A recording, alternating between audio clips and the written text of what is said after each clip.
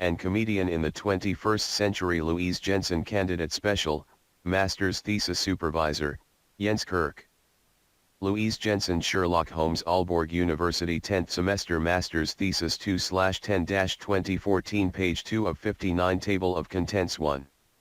Introduction, 4.1 Sherlock Holmes image, 4.1 film and TV series adaptations, 6.1.3 problem statement, 8.1.4 structure, 8.2 methodology, 10.2.1 comparing two different media, 10.2.1.1 limitations on screen, 10.2.1.2 limitations in literature, 11.2.2 selected theories, 12.2.3 selected film and TV adaptations, 14.3 theory, 16.3.1 the theory of adaptation, 16.3.2 culture and representation, 17.3.3 conceptualizing symbols and trademarks, 18.3.4 the theory of representation, 18.3.5 semiotics, 23.6 denotation and connotation, 21.3.7 sign, 21.3.8 partial conclusion, 23.4 analysis, 24.4.1 Sherlock Holmes, the sex symbol, 24.4.1.1 Holmes and the man in his life, 25.4.1.2 Sherlock and his women, 34.4.1.3 the archenemy Professor Moriarty, 39.4.1.4 partial conclusion, 42. Louise Jensen Sherlock Holmes Aalborg University 10th semester master's thesis 2/10-2014 page 3 of 59 4.2 Sherlock Holmes, the action hero, 42 4.2.1 the universal character, 42 4.2.2 power of deduction and observations, 44 4.2.3 partial conclusion, 47 4.3 the great comedian, Mr. Holmes, 47 4.3.1 the intelligent and witty Holmes, 48 4.3.2 partial conclusion, 55 conclusion, 51 5.1 the sexual identity, 51 5.2 the action hero, 53 5.3 the comedian, 54 5.4 further research questions, 55 6 bibliography, 57 6.1 empirical data, 57 6.2 books and articles, 57 6.3 internet, 58 6.4 front page picture, 59 6.5 pictures, 59. Louise Jensen Sherlock Holmes Aalborg University 10th semester master's thesis 2/10-2014 page 4 of 59 1.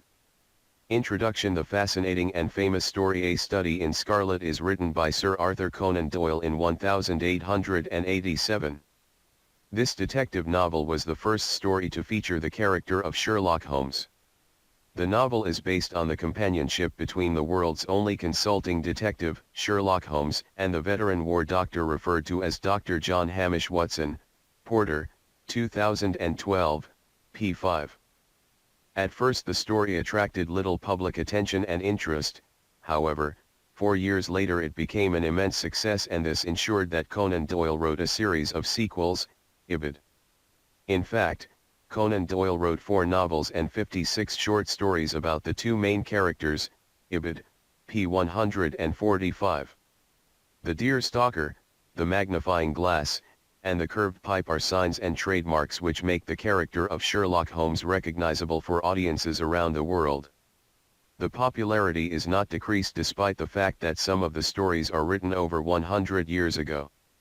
The original 4 novels and 56 stories are great inspirations for adaptations in many different genres such as comics, theater, radio programs, video games, TV series, and films, Ibid, p. 6.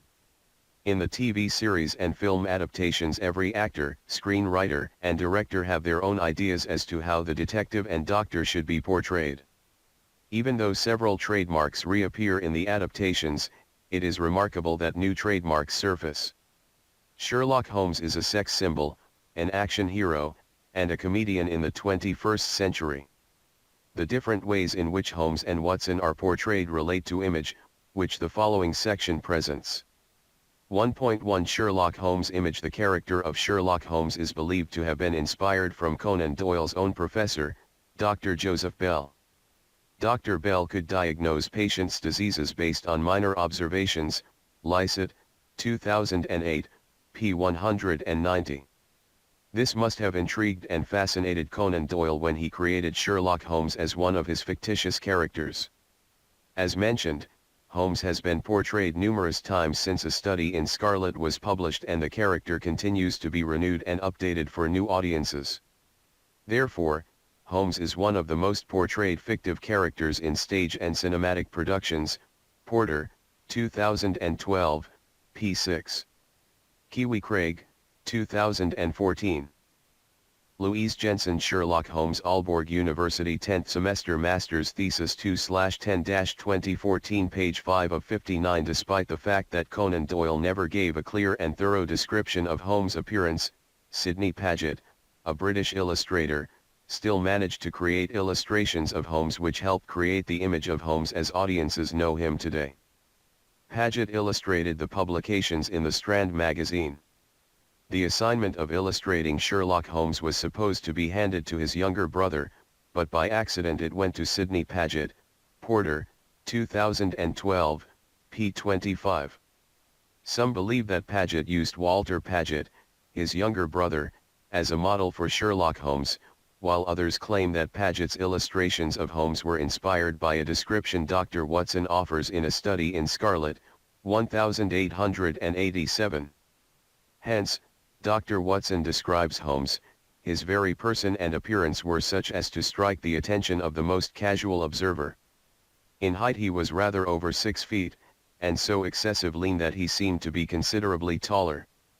His eyes were sharp and piercing, save during those intervals of torpor to which I have alluded, and his thin, hawk-like nose gave his whole expression an air of alertness and decision. His thin, too, had the prominence and squareness which marked the man of determination. His hands were invariably blotted with ink and stained with chemicals, yet he was possessed of extraordinary delicacy of touch, as I frequently had occasion to observe when I watched him manipulating his fragile philosophical instruments. Conan Doyle, 1992, p. 14-5. John Watson's description of Holmes contains none of the trademarks which make Holmes and even Watson recognizable all over the world.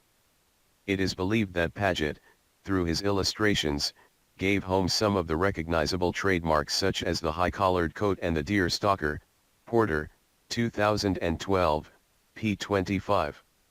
These and many other trademarks are often included when actors and directors create TV series or film adaptations and representations of Sherlock Holmes.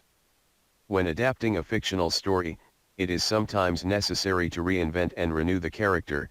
However, most of the adaptations stay true to the idea that Holmes is situated in Victorian London.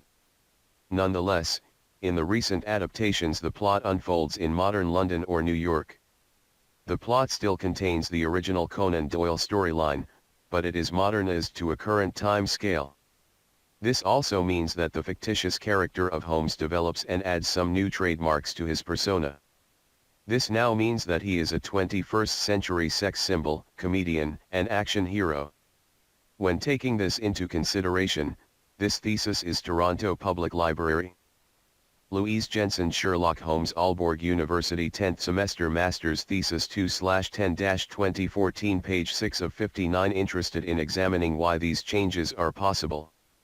Moreover, Stephen Moffat, the creator of Sherlock, 2010, stated before the premiere of his television series that Conan Doyle's stories were never about frock coats and gaslight, they're about brilliant detection, dreadful villains, and blood-curdling crimes, and frankly, to hell with crinoline.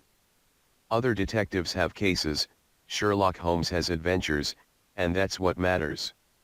Block, 2010, based on this notion, it is noticeable that the recent adaptations still contain detective work, villains, and thrilling crimes, which suggest that the stories of Sherlock Holmes still feature the original trademarks, although they take place in a more current and modern time frame. 1.2 Film and TV series adaptations. The first film adaptation of Sherlock Holmes was an American production named Sherlock Holmes Baffled, Barnes, 2011, p. 216. It was a black and white edition from 1900 and it lasts about 35 seconds, ibid. It depicts Holmes facing a villain who keeps disappearing. The film paved the way for succeeding actors to make their own representations of Sherlock Holmes. Representations of Holmes have been made by actors such as Viggo Larsen, William Gillette, Clive Brooke, Basil Rathbone, Peter Cushing, Jeremy Brett, Robert Downey Jr., Benedict Cumberbatch, and Johnny Lee Miller, ibid. p. 316-29. The different representations included are accounted for in the following part of this introduction. Furthermore, the reasons for choosing them are elaborated on in Chapter 2, Methodology. The recent adaptations create a newfound love for Sherlock Holmes. Both pre-existing and newer fans come together and embrace the new sides of the detective. One of the new sides experienced in relation to Sherlock Holmes is found in Guy Ritchie's two adaptations, Sherlock Holmes from 2009 and Sherlock Holmes, A Game of Shadows from 2011. In the adaptations by Ritchie, Holmes turns into an action hero who is not afraid of going into combat. At the same time, the character of Holmes is interpreted as charming, bohemian, scruffy, and unhygienic in the Robert Downey Jr.'s representation. The two films are both set in Victorian London. The first film is based on Holmes and Watson fighting against Lord Blackwood's black magic, and the second film focuses on Holmes' battle with Professor Moriarty. Louise Jensen, Sherlock Holmes, Aalborg University 10th Semester Master's Thesis 2/10-2014, page 7 of 59. The basis of the two adaptations is the special relationship between Sherlock Holmes and John Watson. The word bromance is used frequently in connection to the films. According to Gyldendel's RDE Ordger, bromance is a slang word used to describe the intense and non-sexual relationship between two men. Gyldendal, 2014. Robert Downey Jr. added further speculations about the relationship and bromance aspect during the promotion of the film in 2009. He stated that Holmes and Watson are two men who happen to be roommates, wrestle a lot and share a bed. Carroll, 2009. The concept of bromance is also present in other adaptations, one of them being the British BBC production Sherlock, which started airing in 2010. It features Benedict Cumberbatch and Martin Freeman as Sherlock Holmes and John Watson, and it is created by Mark Gatiss and Stephen Moffat. The plot of the episodes is almost identical to Sir Arthur Conan Doyle's stories, yet modernized a bit. Holmes is an asexual man with a clear substance abuse who lives in the 21st century London, while Watson is a veteran doctor who has returned from serving in Afghanistan. The TV series, just as Ritchie's adaptation, focuses a lot on the relationship between the two main male characters. The creators and the actors made Holmes into a comical figure that lacks social skills and is viewed by a lot of people as a homosexual man. This creates humorous scenes which the audiences are able to enjoy. Sherlock, 2010, frequently touches upon Holmes' sexuality, and this is also done in the recent American adaptation. Robert Doherty's CBS TV series Elementary, 2012, completely renews the stories of Sherlock Holmes. The television series from 2012 stars Johnny Lee Miller as recovering drug addict Sherlock Holmes and Lucy Liu as Joan Watson, his sober companion. The series is set in 21st century New York and shows Holmes in the time after his rehab. The new side to Sherlock Holmes features him as a sex symbol with a clear sexual orientation. It is often indicated that Holmes has sex with women, but he does not sleep with the female Watson. Doherty wants to create a TV series that does not contain a love affair with the two lead characters, although it is often indicated that the pair could be together. Roberts, 2012. Doherty remains true to his own statement that he wants the relationship to be professional and let them focus on solving crimes in New York, ibid. There is no doubt that Sherlock Holmes and John Hamish Watson have undergone a huge transformation since their birth in the 19th century. Some trademarks survive while others are added in connection to the representations and adaptations. A few trademarks are modernized in order to fit within a modern time frame. This concludes the introduction of this master's thesis and as Sherlock Holmes would have uttered. Louise Jensen Sherlock Holmes Aalborg University 10th Semester Master's Thesis 2/10-2014 page 8 of 59 Come, Watson, come, he cried. The game is afoot.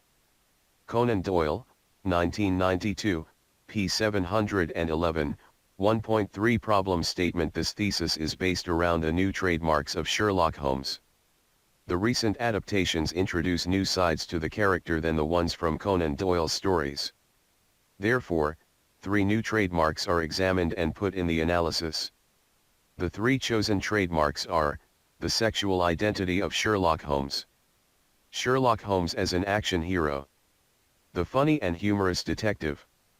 When viewing the more recent film and TV adaptations, how is it possible to view Sir Arthur Conan Doyle's literary works with the character of Sherlock Holmes as a cultural and universal text? It is obvious to see that Sir Arthur Conan Doyle's character receives new trademarks in the 21st century. Therefore, this thesis wishes to illustrate and analyze the changes experienced in connection to Sherlock Holmes and thus examine why these changes are possible. In order to do it, the following sub-questions will be analyzed with the aim of answering these research question: how is Sherlock Holmes' sexuality represented? How does Sherlock Holmes fulfill being categorized as an action hero? What makes it possible for Sherlock Holmes to be a comedian on screen? Why do audiences need a consulting detective in the 21st century? 1.4 Structure. The following structure occurs in this thesis. Methodology. In this chapter the theories and adaptations are accounted for. The reasons for incorporating these theories and adaptations are also included in this chapter. Moreover, the Louise Jensen Sherlock Holmes Aalborg University 10th Semester Master's Thesis 2/10-2014 page 9 of 59 theories have received some critique which is illustrated in this section. This helps to demonstrate the thoughts on why the theories are included. The chapter of methodology further contains a section on the difficulties when analyzing 2 different media. This chapter closes with a section on the limitations of this thesis and how this influences the structure. Theory. This chapter contains sections to conceptualize the theories for this thesis. The theories which are used in the analysis are the theory of adaptation and Stuart Hall's view on representation. Furthermore, culture, trademarks, and signs are important concepts which are elaborated. In connection to Hall's theory, Ferdinand de Saussure's theory of semiotics and signs as well as Roland Barthes' thoughts on denotation and connotation are chosen. Analysis. In the analysis the new trademarks of Sherlock Holmes are highlighted. The character of Sherlock Holmes is recognizable to the world due to his trademarks such as the deer stalker, pipe, trench coat, and the relationship with Watson.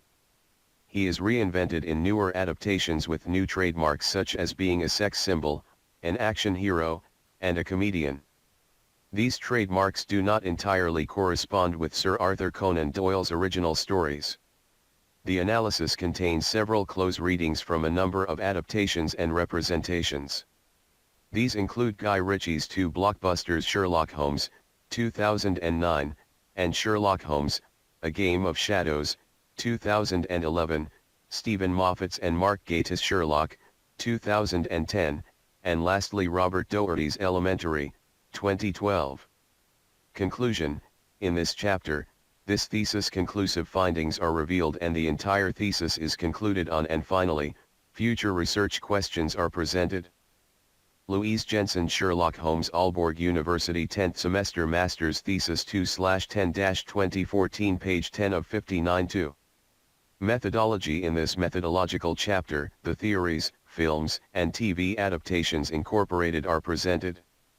The difficulties when comparing 2 different media are explained and why it is essential to compare different adaptations and representations in order to see the changes that the character of Sherlock Holmes has undergone. The adaptations are compared to Sir Arthur Conan Doyle's original literary stories and the analysis theories which show the new trademarks that are added to Sherlock Holmes. 2.1 Comparing 2 different media. This thesis is based on a comparative analysis of 2 different media, literature and film. It is natural when working with 2 different media that obstacles occur since the media are different from each other. One example deals with characterization, which is done by either telling or showing the reader or viewer. Characterizing in literature is done by telling, since the visual aspect is lacking. A character is therefore described according to either appearance or behavior. A character's thoughts, state of mind, and minor characters' thoughts can also be included when doing a characterization.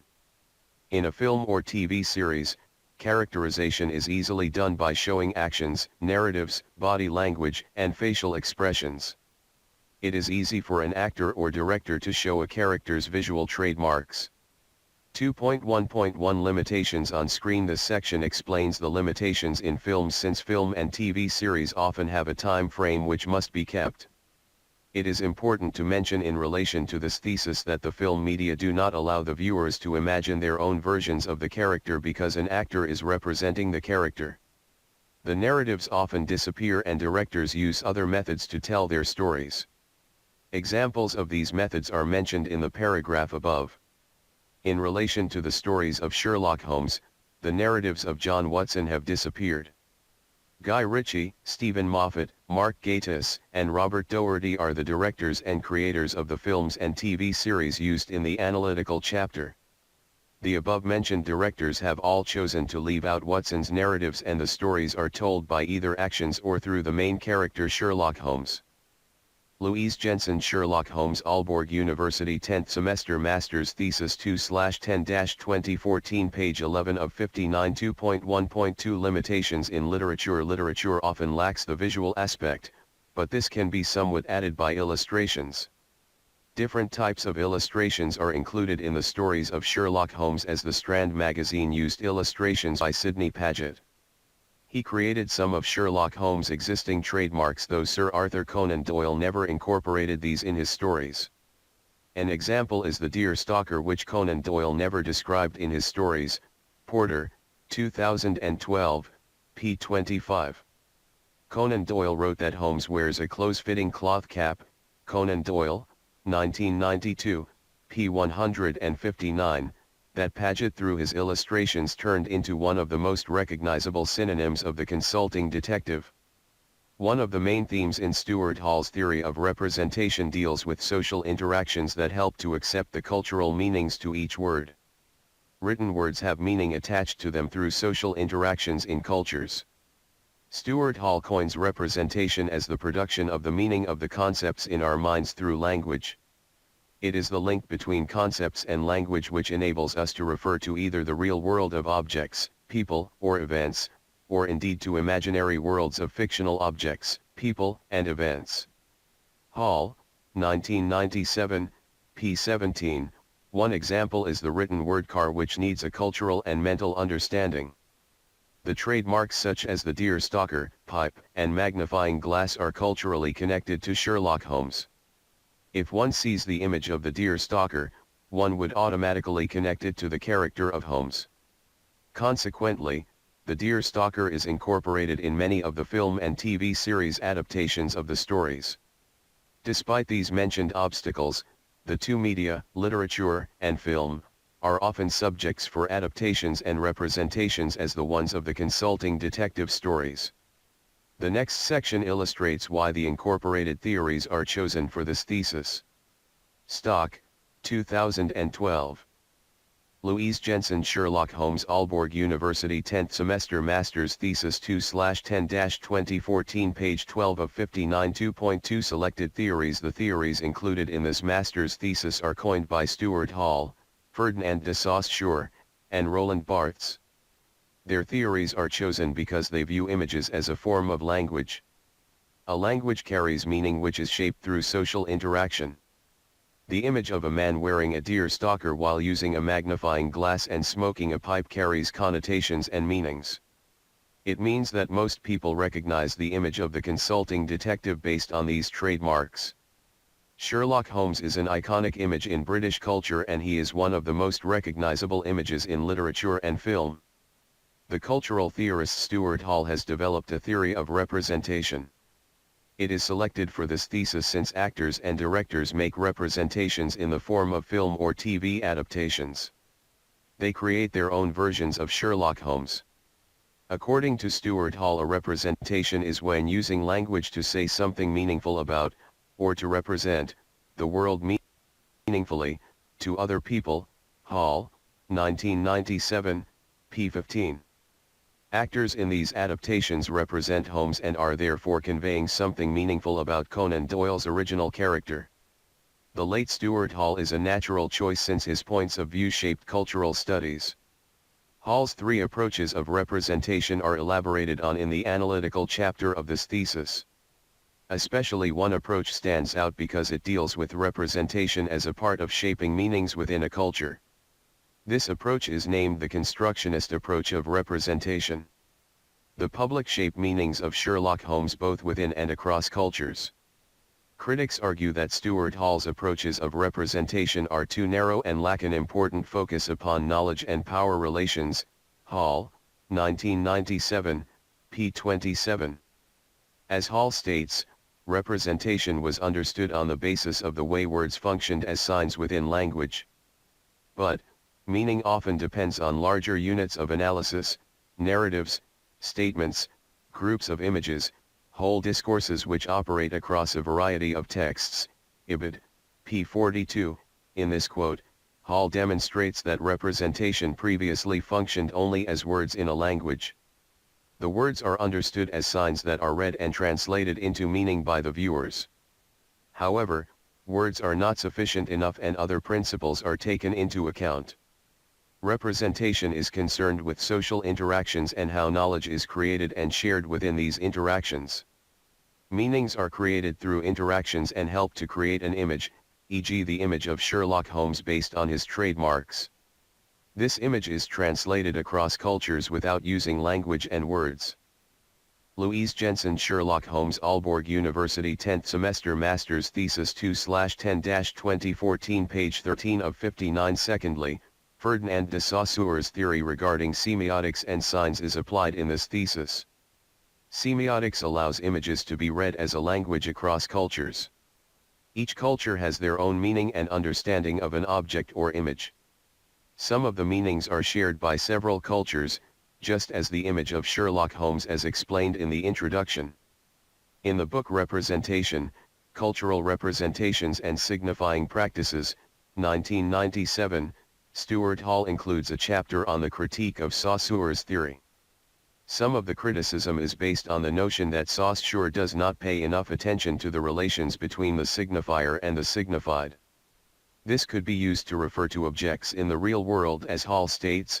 Hall, 1997, p. 34. Hall explains that a word refers to meanings and one example is book. This word can refer to several different books or even a specific and particular one, Ibid. Furthermore, Ferdinand de Saussure tends to focus on formal language usage. Language changes over time and therefore it cannot be placed within a closed system.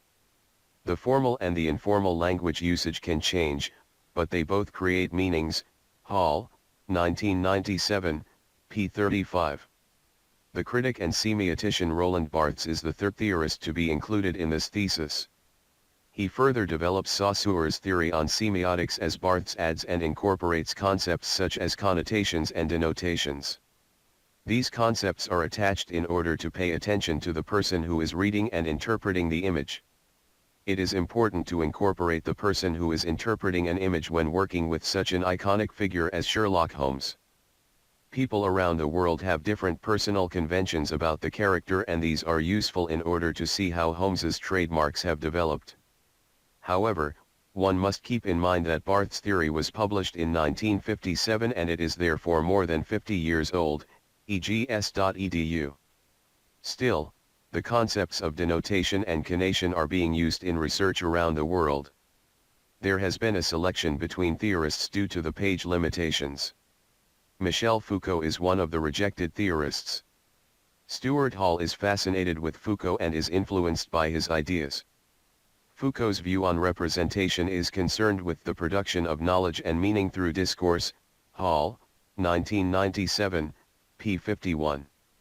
Foucault believes that seeing the discourse in its historical framework is important since the knowledge is bound in explicit contexts.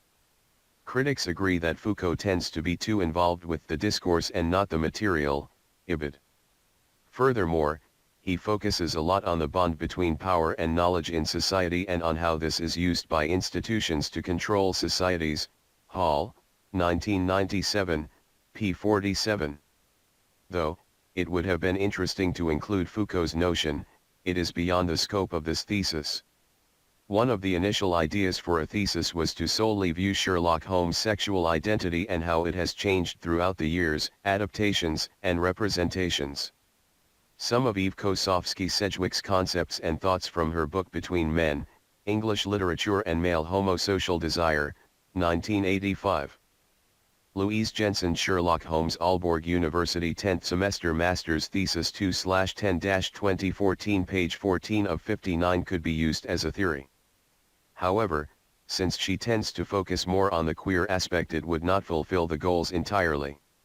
However, the notion provided by Sedgwick will influence the analytical discussion of Holmes' sexuality, although Sedgwick's theory will not form part of the theoretical framework included in this thesis. 2.3 Selected film and TV adaptations. In order to make a comparative analysis of the representations, it is essential to incorporate adaptations of Sir Arthur Conan Doyle's stories. Sherlock Holmes and John Watson have been made into numerous adaptations, but this thesis will only focus on the TV series and film adaptations. Though, it would be feasible to focus upon radio programs, video games, comic books, and other adaptations, it is not relevant for this master thesis. Sherlock Holmes has been portrayed numerous times, and it is therefore essential to narrow down the number of adaptations used in the analytical chapter. 2 films and 2 TV series are used in the analytical chapter. The 2 chosen film adaptations made Sherlock Holmes gain a new huge fan base in the 21st century. The elder fan base is joined by newer fans who have discovered the consulting detective. The 2 film adaptations are blockbusters directed by Guy Ritchie. The first adaptation from 2009 is called Sherlock Holmes, and the second adaptation is titled Sherlock Holmes, A Game of Shadows, and it premiered in 2011. The 2 films star Robert Downey Jr. and Jude Law as the 2 iconic characters and place them in Victorian London. One of the reasons for incorporating these films is based on a statement from the director. Guy Ritchie wants to make a representation where he could avoid using the clichés that surrounds Sherlock Holmes. He wants to remake the character of Holmes, and in order to do so he adds a new trademark to the representation. Holmes is an action hero who is not afraid of going into fights face to face with his bare hands. This thesis will try to highlight why Ritchie could reinvent the fictitious character in the 21st century. The first TV series adaptation to be included aired its first episode in 2010. Sherlock was an instant success, and the creators Mark Gatiss and Stephen Moffat have announced that the 4th season will air in 2016, IMDb.com. The characters of Sherlock Holmes and John Watson are portrayed by Benedict Cumberbatch and Martin Freeman. The couple still resides at 221B Baker Street, but the television series is set in the 21st century London. The TV series creates moments of origins for certain trademarks, and this is the reason for including it. Louise Jensen Sherlock Holmes Aalborg University 10th Semester Master's Thesis 2/10-2014 page 15 of 59. One example of a moment of origin is the Deer Stalker. Gatiss and Moffat create a series of events in which the origin of the Deer Stalker is shown. Within the television series, Holmes is photographed by members of the paparazzi while he is wearing the hat. This photo is used on websites and Holmes hates it. The police force is actually teasing Holmes with it and mocks him at a press conference. Watson depicts a problem since the Deer Stalker is now a Sherlock Holmes hat. The TV series also adds a new trademark to the iconic character. He is a comical character which is amusing for the audiences. Holmes is often placed in humorous situations either involuntarily or voluntarily, and it is often due to the lack of his social skills. He cannot decode normal behavior and is often ignorant to other people's emotions. The last adaptation included is a TV series which completely renews Sherlock Holmes. Even though Elementary, 2012, maintains some of the original trademarks from the unique stories by Conan Doyle, It adds a new trademark. Holmes is given a sexual identity and he is a sex symbol in the 21st century. Director Robert Doherty has created this American adaptation named Elementary, which started airing in 2012. In the series, Sherlock Holmes is sexually active, but only because his body requires it. Another major change is seen in the character of John Watson. Doherty replaces the original character with a female sober companion named Joan Watson. The setting is in the 21st century, but Holmes now resides in New York after recovering from rehab due to his drug addiction. Elementary, 2012, is the most recent adaptation and many elements and trademarks are altered and changed. This concludes the chapter of methodology. The next part of this thesis contains the conceptualization of the theories. The theories are used when analyzing the trademarks of Sherlock Holmes. Daily Mail, 2013. Louise Jensen, Sherlock Holmes, Aalborg University 10th Semester Master's Thesis 2/10-2014, page 16 of 59-3. Theory: Sir Arthur Conan Doyle's consulting detective stories influence several types of media and cultures around the world. Holmes and Watson are reduced to a few trademarks and symbols which are decoded. The trademarks of Sherlock Holmes and John Watson are understood by viewers, and therefore it is essential to incorporate theories of representation and semiotics. Consequently, representation and the cultural meaning are included as a part of the theory. The cultural theorist Stuart Hall and his points of view are an essential part of cultural studies and play a relevant part to this thesis. Especially the constructionist approach to representation displays how representations shape meanings about an object within and across cultures. The concept of trademarks and symbols are also introduced in this chapter. This master's thesis will also contain a section which introduces the theory of semiotics as coined by Ferdinand de Saussure and Roland Barthes. Semiotics views the impact of images in the world and how these images are concepts formed by signs and languages. Sherlock Holmes also uses semiotics in his own detective work. This chapter on theories continues by conceptualizing Saussure's theory regarding the signifier and signified. The theory of semiotics is useful when analyzing an image of Sherlock Holmes. The image is tied up with constantly changing concepts and ideas. Roland Barthes' levels of denotation and connotation are incorporated because Holmes and Watson's images bear connotations to people around the world. 3.1 The theory of adaptation. Adaptation is the first term to be conceptualized since it is used several times throughout the analytical chapter. Sherlock Holmes and John Watson are inspiration for adaptations in a lot of different genres and media. Sir Arthur Conan Doyle's stories inspire comics, films, radio programs, stage performances, video games, thus even museums and tourist tours in London. The empirical materials are TV series and film adaptations which are based on Conan Doyle's original stories. Linda Hutcheon argues in A Theory of Adaptation, 2006, that adaptations usually reveal their sources and have to define their relationship to the texts openly. Hutcheon, 2006, p. 3. This open relationship often creates a negative view on the adaptation. Some critics believe that the adaptations are never as good as the original source material. This notion makes adaptations more vulnerable to criticism due to the fact that fans of the original material have high expectation to the final adaptation. Adaptations are forced to stay true to elements or parts of the original source, otherwise fans are disappointed. Ibid, p. 4.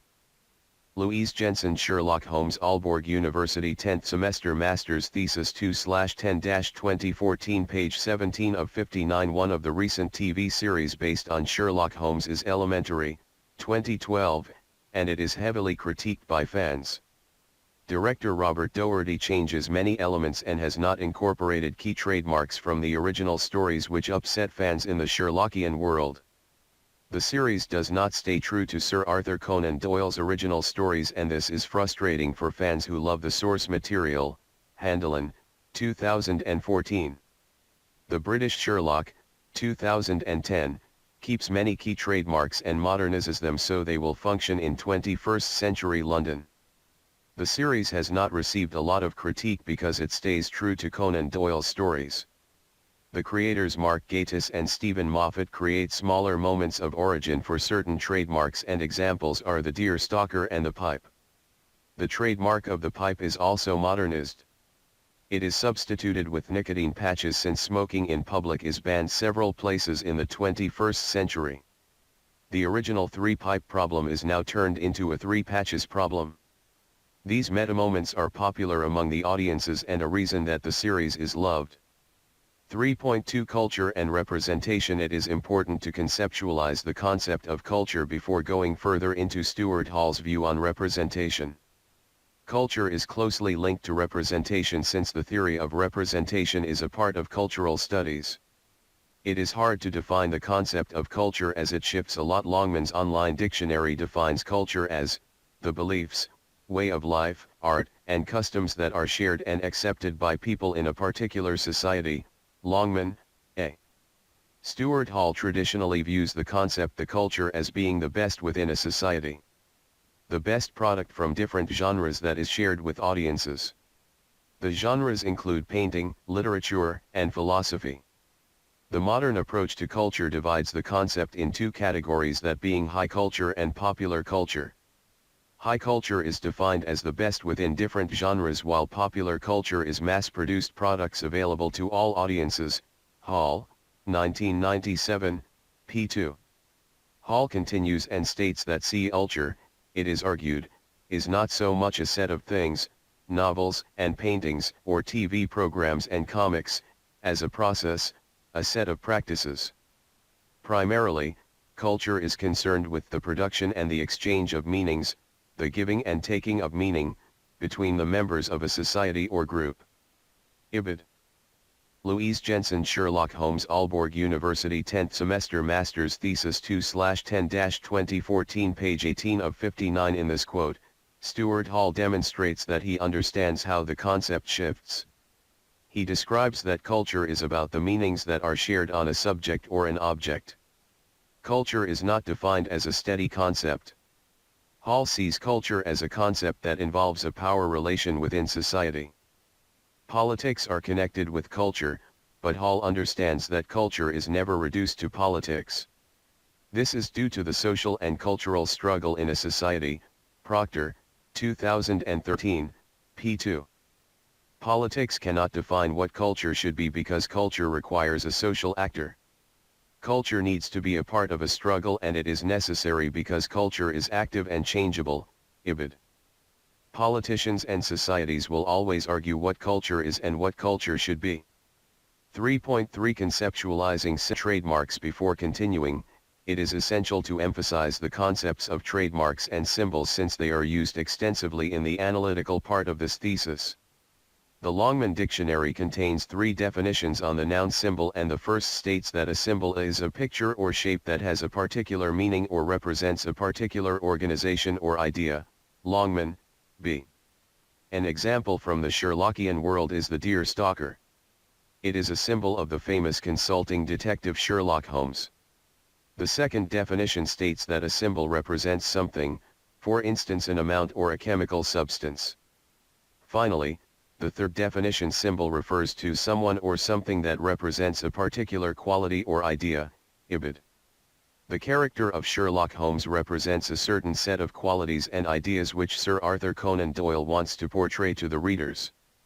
These qualities and ideas are still present in the adaptations in some form. The first definition of a trademark states that it refers to a specific name, word, or even sign in connection to a company. In order to exemplify, examples are words as Coca-Cola or the Golden Arches from McDonald's. Longman, C. A second definition states that a trademark is something that is recognizable to others. Ibid. In the Sherlockian world, a trademark would be the deer stalker, a magnifying glass, the pipe, or even the strange relationship to John Watson. 3.4 The theory of representation. Representation connects a meaning and a language to a cultural phenomenon. Hall, 1997, p. 15. Representation means that something stands in place of and stands for something else. Stuart Hall illustrates this in his book Representation, Cultural Representations and Signifying Practices, 1997, by viewing a cross. A cross is simply two wooden planks nailed together, but adding another view or beliefs. Louise Jensen, Sherlock Holmes, Aalborg University, 10th semester, master's thesis 2/10-2014, page 19 of 59, changes the meaning. If one adds Christian beliefs to the two wooden planks, the cross stands for the crucifixion of Christ and Christianity. Additionally, this is portrayed by words and symbols, ibid. In connection to Conan Doyle's stories about the consulting detective, the adaptations are categorized as representations. There are numerous adaptations and they contain symbols and trademarks from the original source material. The relationship between the original stories and the adaptations allow audiences to acknowledge that the film or TV series is a new interpretation of Sherlock Holmes and John Watson. Stuart Hall states that there are three different approaches to representation. The first approach is the reflective theory, and it focuses on how language can influence a pre-existing meaning. Language functions as a mirror when referring to a certain person, idea, or event. Participants in a conversation need to share the same concept of a word in order for this conversation to be fully understood. Hall uses the concept of a rose as an example. Participants in the conversation need to have a coded image of this plant in their own cultures, otherwise the communication will break down. Hall, 1997, p. 24. The second approach is the intentional theory, where it is examined if language expresses the intended meaning of what is being said. The intentional theory states that the speaker has the power of the words and he or she gets a specific meaning through to the audiences. By using a certain set of words, the speaker always conveys a particular object or an event. Hall, 1997, p. 25. The constructionist theory is the last approach, and it researches if a meaning is constructed through language, ibid. This approach acknowledges that representation is based on social activities and meanings are constructed within a society by using representational systems such as signs. Therefore, meanings are constructed or produced rather than placed upon a society or culture. Hall, 1997, p. 5. Constructionist theorists differentiate between a material world and the symbolic world. The material world consists of people and events, while the symbolic world contains representational tools such as language and meanings. The two worlds should not mix, but this is inevitable since the material world cannot create meaning without using representation systems from the symbolic world. Stuart Hall acknowledges this flaw and illustrates that a picture is made with the camera and sounds are made with the human vocal cord. Hall, 1997, p. 25. In the following section, semiotics as a way of viewing signs in our culture and understanding their meaning is conceptualized. Semiotics allows users to interpret images and symbols as a written text which is translated into a meaning.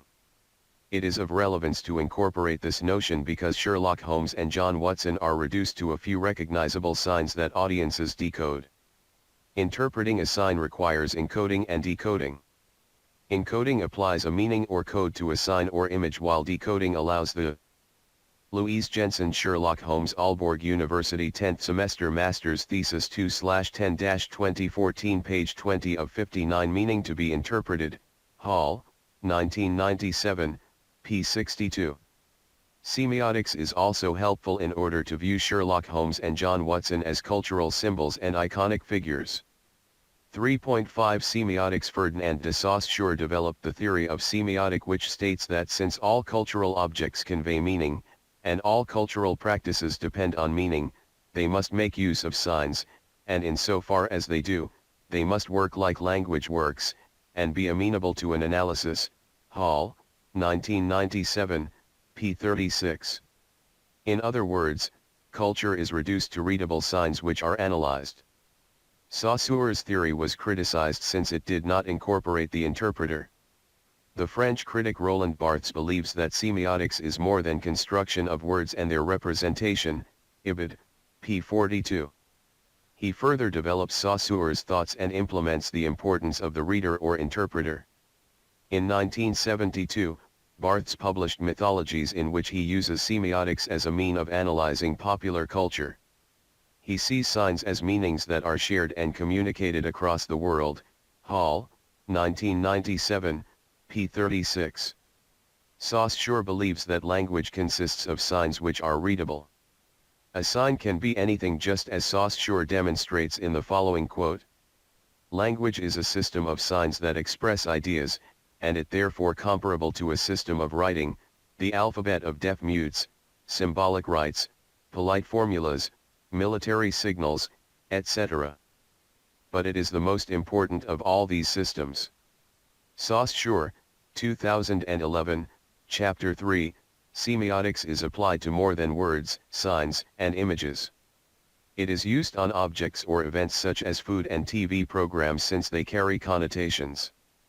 Barthes analyses clothing and found that they are signifiers. They have a purpose of covering the body, but they also signify a cultural coding.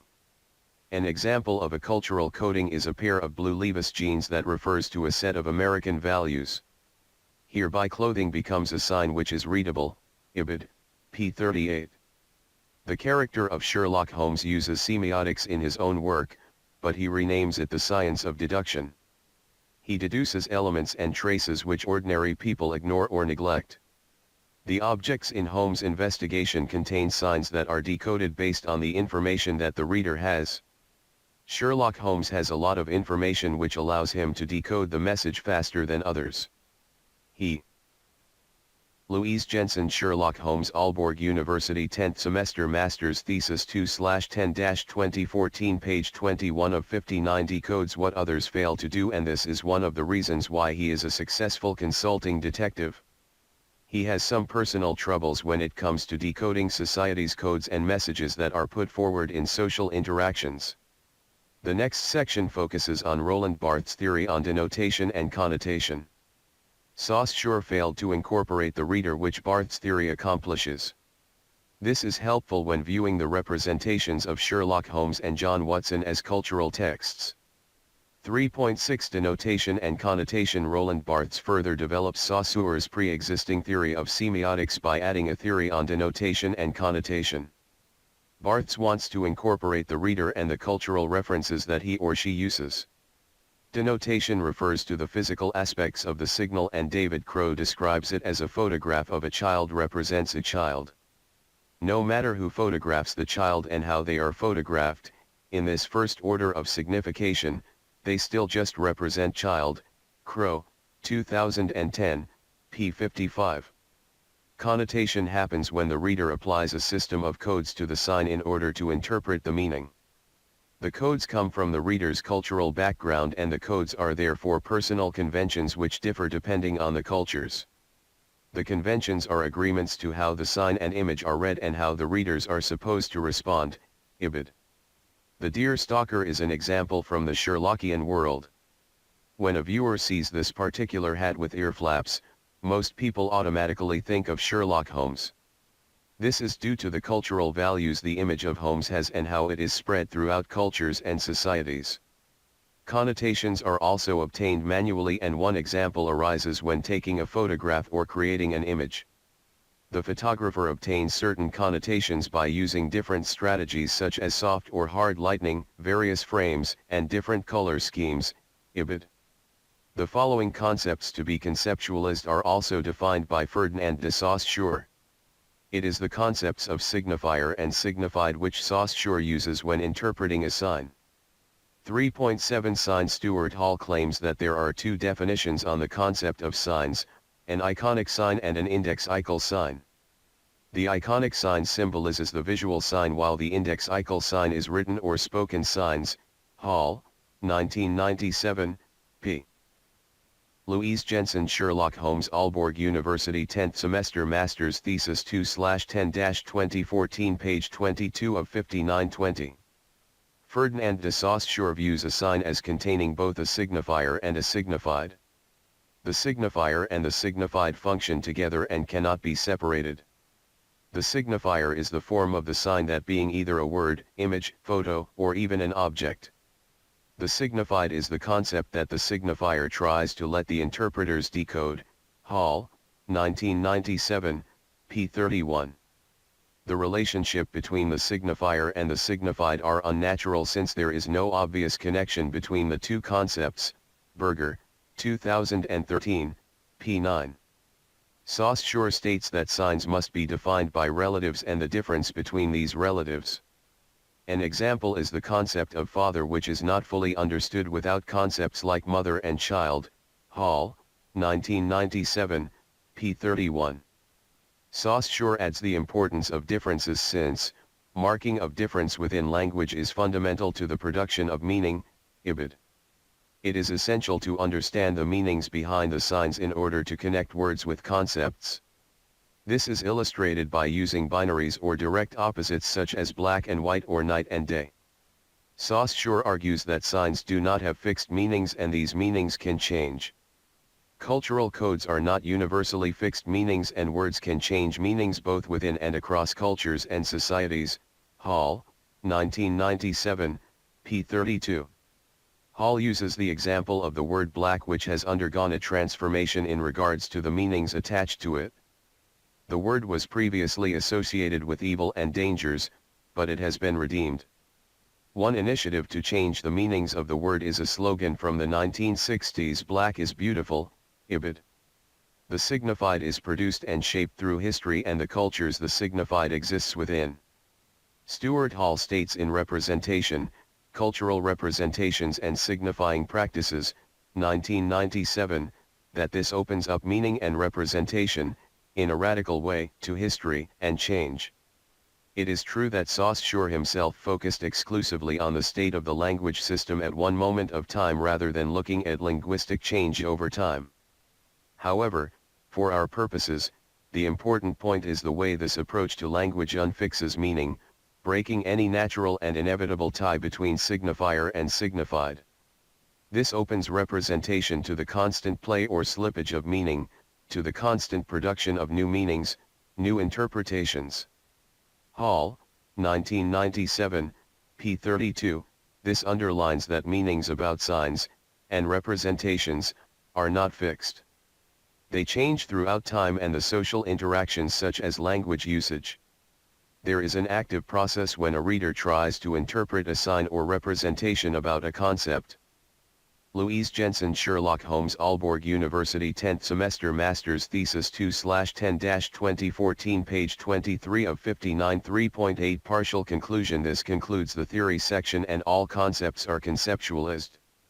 The concept of culture is included since Sherlock Holmes and John Watson are cultural icons.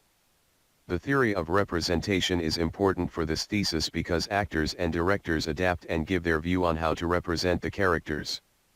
Sherlock Holmes and John Watson carry a lot of signs and trademarks that are decoded by audiences around the world. These fans use connotations that are either universal or individual when decoding an image. The next part of this thesis contains the analysis where there are transcripts and close readings from 4 different films and TV series. The goal is to answer the problem statement which is stated on page 8. Louise Jensen, Sherlock Holmes, Aalborg University, 10th semester, Master's Thesis 2/10-2014, page 24 of 59. 4. Analysis. In order to uncover a pattern in the newest trademarks, transcripts from the adaptations are analyzed. This is done in order to examine how the trademarks are represented. The trademarks that surround Sir Arthur Conan Doyle's stories have survived numerous adaptations in more than 100 years. The trademarks make it possible for audiences to decode the adaptation as a representation of the original Sherlock Holmes stories. A trademark is a symbol, word, or sign which is recognizable by others. In relation to Sherlock Holmes and John Watson, a trademark is Holmes' deerstalker, pipes, and magnifying glasses. However, it appears that Sherlock Holmes has received new trademarks in the recent adaptations, such as him being a sex symbol, an action hero, and a comedian. The new trademarks are seen as an attempt to steer away from the classical clichés and trademarks that surround Holmes and Watson. Another approach is to view the new trademarks as a result of the Sherlock Holmes stories being cultural and universal texts. 4.1 Sherlock Holmes, the sex symbol. It is never stated in Conan Doyle's original stories that Sherlock Holmes is sexually or romantically involved with anybody, and as a result he is often alluded to as a virgin. He does not have any apparent and clear sexual identity in the original stories. The recent adaptations treat this trademark differently, but all the adaptations give the character some form of sexuality. This part of the analysis examines Holmes' newfound sexuality and discusses why it is necessary to impose a sexual identity on a character in the 21st century. One of the most discussed trademarks in relation to Sherlock Holmes is the question of his sexuality. Holmes is a cultural figure and an icon without any apparent sexual identity. He does not have any obvious relationship with either a man or woman in the original stories, which leads to many interpretations in the adaptations. This trademark allows audiences to recognize the Sherlockian universe and decode the adaptations. In terms of semiotics, Holmes is reduced to a sign which bears the signifier of asexual. It is not possible to place a label of sexuality on the character, even though all of the adaptations try to make their own version. Sherlock Holmes has no clear sexual identity, and audiences are not able to define the consulting detective within a category in regards to his sexual identity. The author Harvey O'Brien describes in his article Sherlock Holmes in Cinema from the book Sherlock Holmes and Conan Doyle, Multimedia Afterlives, 2013, the consequences of not giving Holmes a sexual identity in regards to the audience. The audiences are forced to rethink their definition of the icon character Sherlock Holmes on a fundamental human level. Louise Jensen, Sherlock Holmes, Aalborg University 10th Semester Master's Thesis 2/10-2014, page 25 of 59, Vanacker, 2013, p. 69. O'Brien continues by highlighting that in a time with divisive images of oneself and others, this categorization can become difficult. Ibid. This division between us and the others illustrates one aspect as to why the 21st century needs a consulting detective. Sherlock Holmes is a superhuman with a brain capacity beyond average, which means that he can solve most of his cases. He is talented, but it also scares the rest of the population. He is like a machine rather than a man. Conan Doyle, 1992, p. 378, and he seems to be a superhero. However, his new trademarks allow Holmes to be categorized as a human. Hayden, 2014. He contains flaws, and he is more than just a cold machine of deductions. His personality, detective skills, and sexual identity intrigue the audiences who become fans of the consulting detective. Going further into the audience's love and need for Sherlock Holmes, Edgar Smith describes the character as a symbol of all that we are not, but ever would be. Schreffler, 1989, p. 15-16.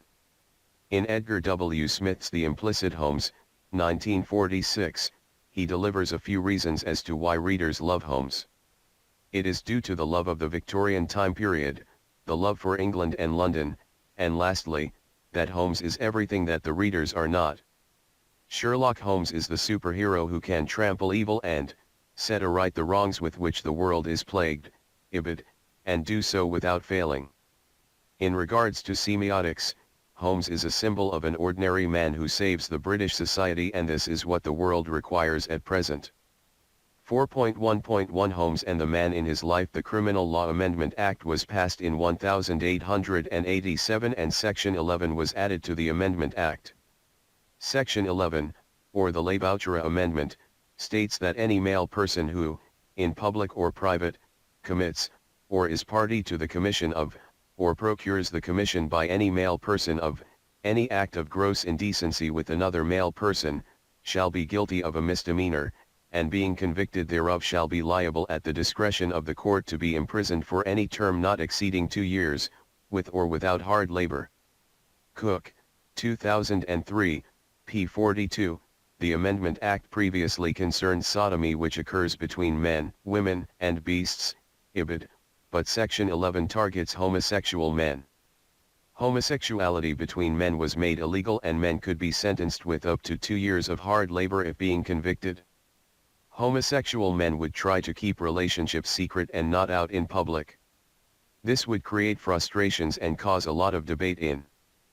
Louise Jensen, Sherlock Holmes, Aalborg University 10th Semester Master's Thesis 2/10-2014, page 26 of 59, Victorian London. This might be the cause to why readers speculate about Sherlock Holmes' relationship with John Watson. Holmes and Watson immediately bond and the two bachelors rent an apartment on Baker Street. Watson writes about his fascination with Holmes while he tries to uncover the character in Sir Arthur Conan Doyle's first novel A Study in Scarlet, 1887. The list features a lot of Holmes' flaws since he has no knowledge about literature, philosophy, and astronomy. When it comes to subjects such as geology, chemistry, and British law that are related to detective work, Holmes has a great deal of knowledge. Conan Doyle, 1992, p. 15-6.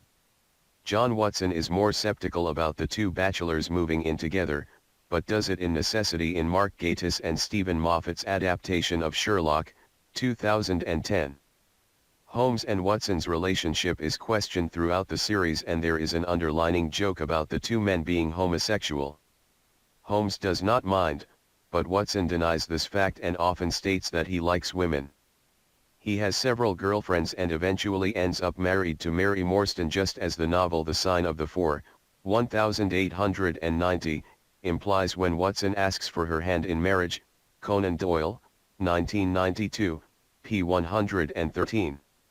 There are a number of incidents in the first episode A Study in Pink, 2010, where it is indicated that people around Holmes and Watson question their relationship. The first example occurs when Holmes and Watson arrive at Baker Street and are shown the apartment by Mrs. Hudson. Hudson, what do you think then, Dr. Watson? There is another bedroom upstairs if you'll be needing 2 bedrooms. Watson, of course we'll be needing 2 bedrooms. Hudson, oh don't worry, there is all sorts round here. Mrs. Turner next door has got married once. Moffat, 2010, A01, 1420, this is the first incident and Dr. Watson is left a bit confused, but he does not comment further on the situation. Mrs. Hudson decodes the situation and signs and with her knowledge, she decodes that the two men who are living together are in a relationship. She underlines this by asking if they will need the spare bedroom. In regards to Roland Barthes' theory of denotation and connotation, the denotation level is 2 men living together in an apartment. Mrs. Hudson's level of connotation decodes that they are in a relationship. This is based on her cultural background with personal conventions as explained in section 3.6. Louise Jensen Sherlock Holmes Aalborg University 10th Semester Master's Thesis 2/10-2014 page 27 of 59 Denotation and Connotation, p. 21. Mrs. Hudson bases her connotation on her neighbor's married couple and perhaps other experiences with homosexual men. Another reason why she decodes the connotation in this manner is because she knows Sherlock Holmes. She has never seen him befriending another man or woman, yet alone being romantically involved with either of the sexes, and therefore immediately associates Watson as a partner to Holmes. The episode A Study in Pink, 2010, contains several examples of people questioning Holmes and Watson's relationship. The next incident in the same episode takes place at a restaurant where the two men are at a stakeout. Angelo, Sherlock. Anything on the menu, whatever you want, free. On the house, for you and for your date. Holmes, do you want to eat? Watson, I'm not his date. Angelo, this man got me off a murder charge. Holmes, he's Angelo. 3 years ago, I successfully proved to Lestrade, at the time of a particularly vicious triple murder, that Angelo was in a different part of town, housebreaking. Angelo, he cleared my name. Holmes, I cleared it a bit. Anything happening opposite? Angelo, nothing. But for this man, I'd have gone to prison. Holmes, you did go to prison. Angelo, I'll get a candle for the table. It's more romantic. Watson, I'm not his date. Holmes, you may as well eat. We might have a long wait. Angelo returns, bringing a candle for the table. Moffat, 2010, A01, 49:24, the owner of the restaurant, Angelo, makes his own connotation based on his personal conventions and decodes that when Sherlock Holmes eats at a restaurant in the evening with another man it must be a date. Watson does not want to enhance that image of the pair being on a romantic date since he is not homosexual. This creates a humorous moment which this television series incorporates throughout the episodes and seasons. The conversation at the restaurant continues and Watson wants to know about Holmes' dating life. Holmes, what do people have, then, in their real lives? Watson, friends. People they know, people they like, people they don't like. Girlfriends, boyfriends.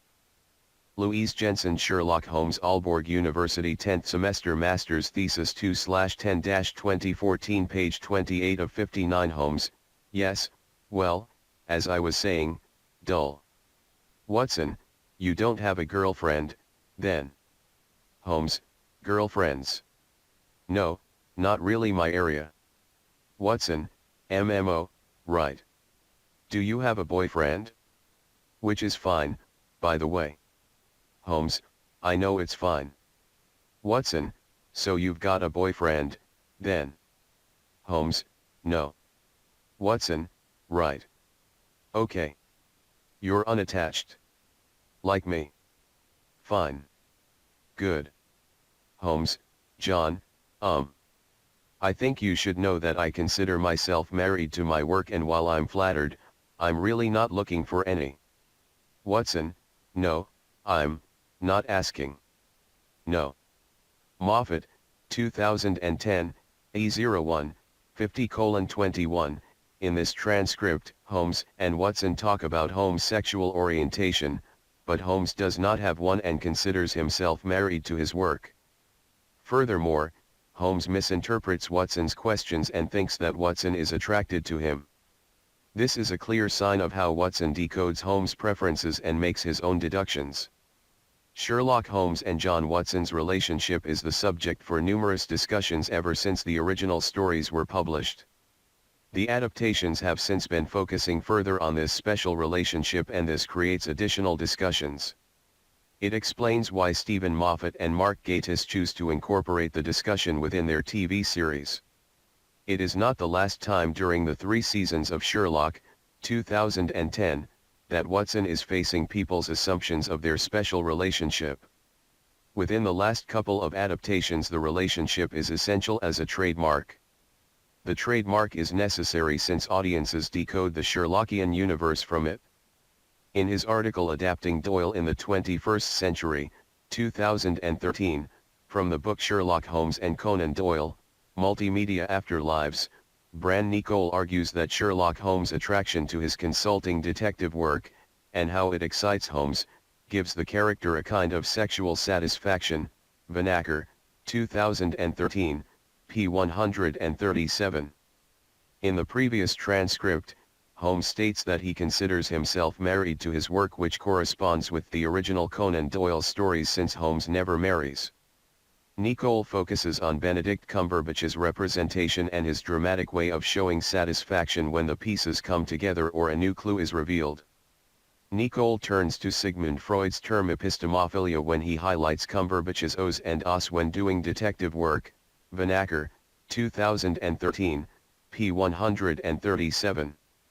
Freud terms epistemophilia as when the thought process itself becomes sexualized, for the sexual pleasure which is normally attached to the content of thought becomes shifted onto the act of thinking itself, and the Louise Jensen, Sherlock Holmes, Aalborg University 10th semester master's thesis 2/10-2014, page 29 of 59. Satisfaction derived from reaching the conclusion of a line of thought is experienced as a sexual satisfaction.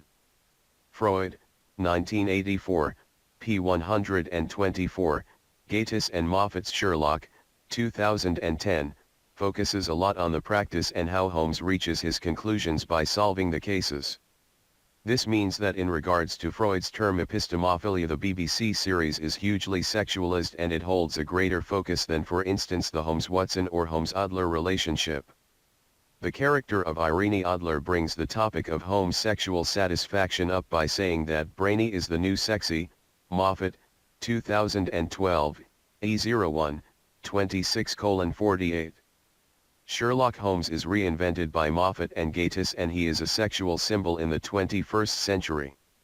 Returning to the special relationship between Holmes and Watson, it is also integrated in Elementary, 2012, but in another way.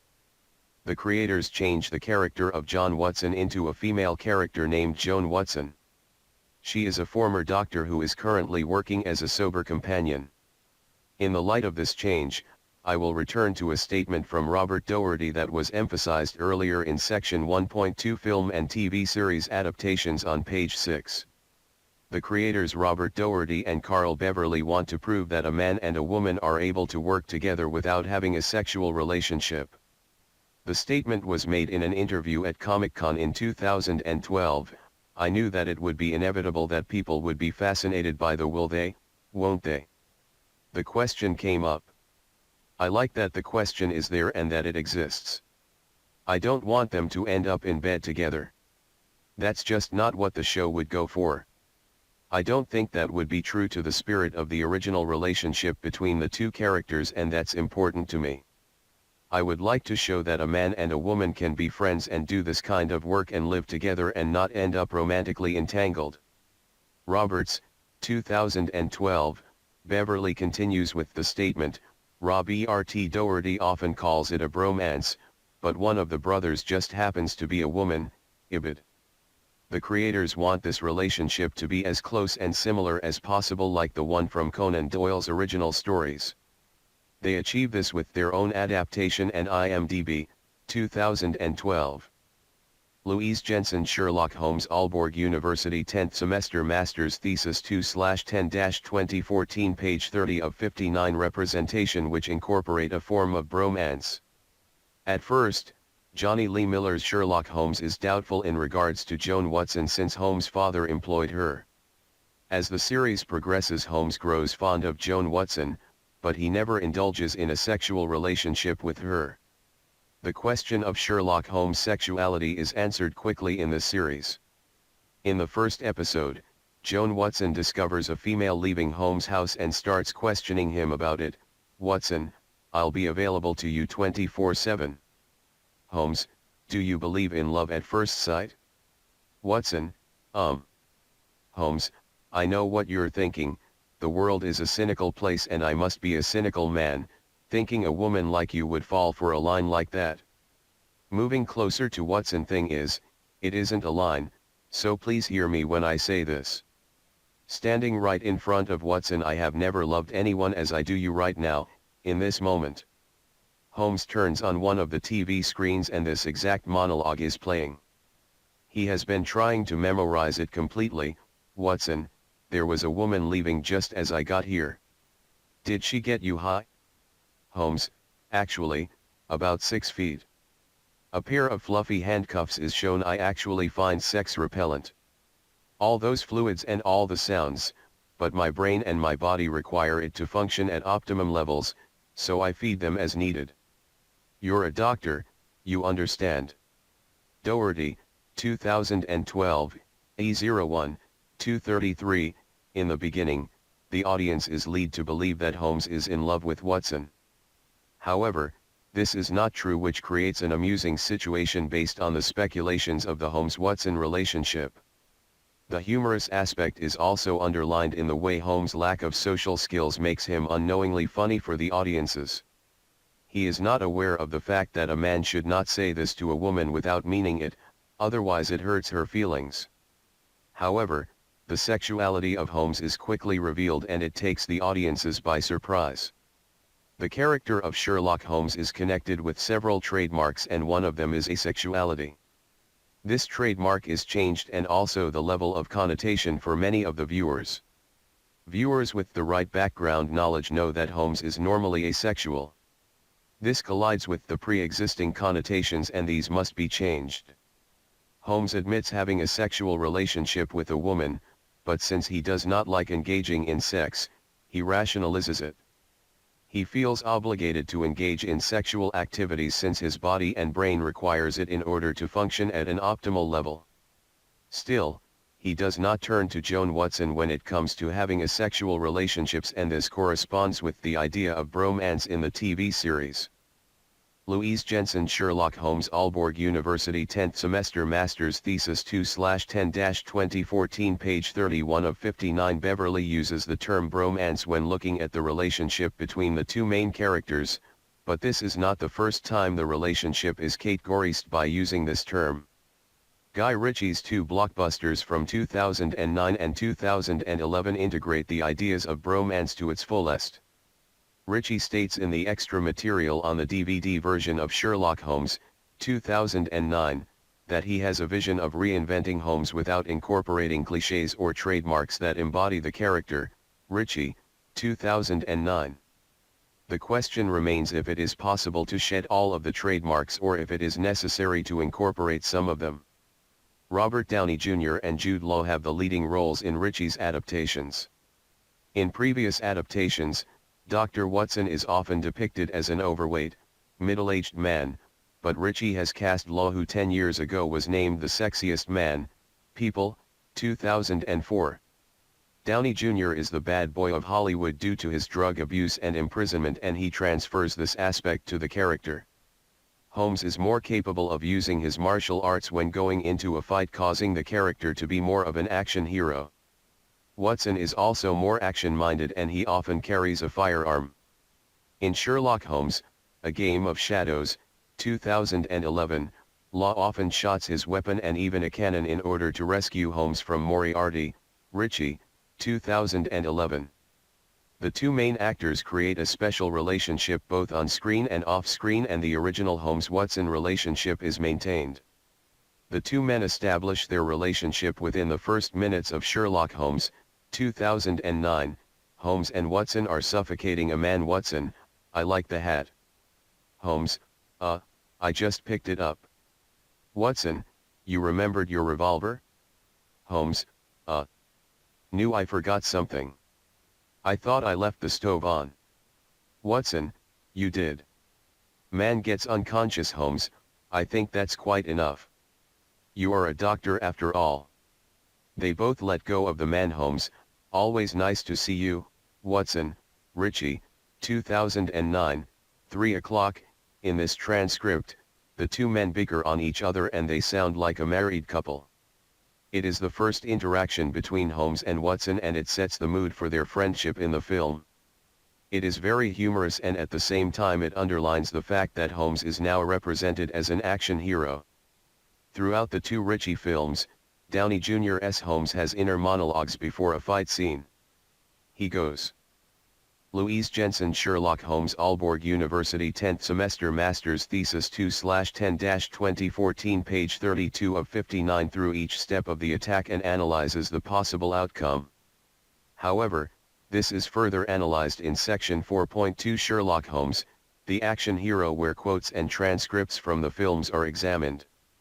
In the film, there are several discussions that all question their bond and make audiences wonder if they are only friends. The two male characters often stand very close together or even within each other's personal spheres. In Sherlock Holmes, A Game of Shadows, 2011, Sherlock Holmes comes to rescue Mary Morstan and John Watson on their honeymoon, and the whole scene embody the new trademarks which this master's thesis examines. Holmes comes dressed as a woman. The scene is action-packed with gun shootings on a high-speeding train, and there are hints to Holmes' sexuality. At some point, Watson and Holmes fight and they lie on top of each other. Watson pulls Holmes' brassiere off and Watson's head ends up between Holmes' legs. Ritchie, 2011, 44:00. On an unconscious level, this illustrates that Holmes and Watson has a relationship since there are many symbols in the scene. Examples being Holmes dressing as a woman with heavy makeup and Watson and Holmes who are standing close together. Lastly, there is a camera shot between Holmes' legs where the viewers are shown a device that he uses in order to escape. Ritchie, 2011, 45:38. The previous transcripts hold the same connotations and signs as does the relationship between Holmes and Watson. In regards to semiotics, a sign is recognizable by others, and this bickering on each other is a sign of a couple who have been married a long time and argue over everything. Holmes and Watson sound like a couple who know each other and their daily routines very well. This creates a humorous situation that underlines the unique relationship between Holmes and Watson. The next transcript plays with the fact that the two characters have known each other for a long time. Holmes and Watson are both placed in prison after having destroyed a ship hangar where Holmes initiated a fight. Holmes nearly kills himself, but Watson rescues him once more. Watson, I haven't slept all night. Not a wink. Holmes yawns. Why I ever believed that I would get to have tea with Mary's parents is beyond me, having been talked into going with you. Holmes, we were set upon a man, it was self-defense. Watson, I've been reviewing my notes of our exploits over the last 7 months. Would you like to know my conclusion? I am psychologically disturbed. Holmes, how so? Watson, why else would I continually be led into situations where you deliberately withhold your plans for me? Why else? Thompson, 2011. Louise Jensen, Sherlock Holmes, Aalborg University, 10th semester, master's thesis 2/10-2014, page 33 of 59. Holmes, you never complained about my methods before. Watson, I'm not complaining. Holmes, you're not. What do you call this? Watson, how? How am I complaining? I never complain. When do I ever complain about you practicing the violin at 3 in the morning? Or your mess, your general lack of hygiene, or the fact that you steal all my clothes? Holmes, we have a barter system. Watson, when do I complain about you setting fire to my rooms? Holmes, our rooms. Watson, the rooms. When do I ever complain that you experiment on my dog? Holmes, our dog. Watson, on the dog. Holmes, Gladstone is our dog. Watson, where I do take issue is your campaign to sabotage my relationship with Mary. Holmes takes a moment to think. Holmes, I understand. Watson, do you? Holmes, I do. Watson, I don't think you do. Holmes, you're overly tired. Watson, yes. Holmes, you're feeling a bit sensitive. Watson, I'm not sensitive. Holmes, what you need is rest. My brother, Mycroft, has a small estate near Chichester. Beautiful grounds. There's a falling. We could throw a lamb on the spit. Watson, we. Holmes, if I were to go to the country, it would be with my future wife. Holmes, well, certainly, if we must. Watson, no, not you, Mary and I. You are not. Holmes, what? Invited? Why would I not be invited to my own brother's country home, Watson? Now, you are not making any sense. Watson, you're not human. Ritchie, 2009, 53:22, Holmes has an illusion about him and Watson being a couple who share certain aspects in their lives.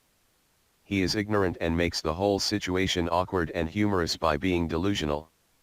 He believes that it is their rooms and their dog, while none of that is true. Additionally, this also emphasizes a comical features in the representation of Holmes. As mentioned earlier, p. 14, Ritchie wants to reinvent Holmes and therefore avoids the usual trademarks associated with the character, thus by doing so, Ritchie creates one of the most prominent bromance relationships on screen, and he keeps the trademark of the relationship and the asexuality.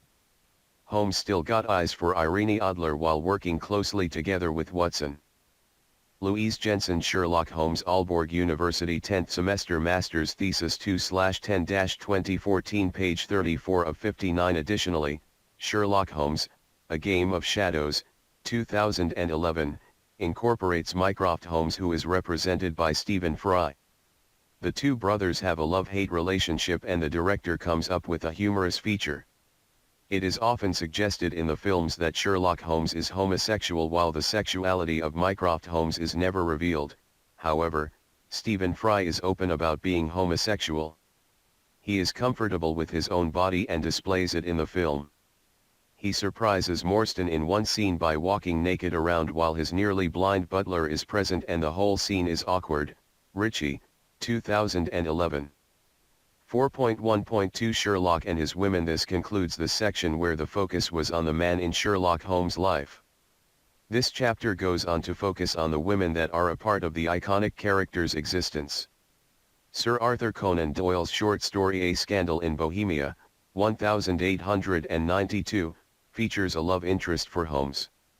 It was the first short story to be published after two successful novels with Sherlock Holmes and John Watson.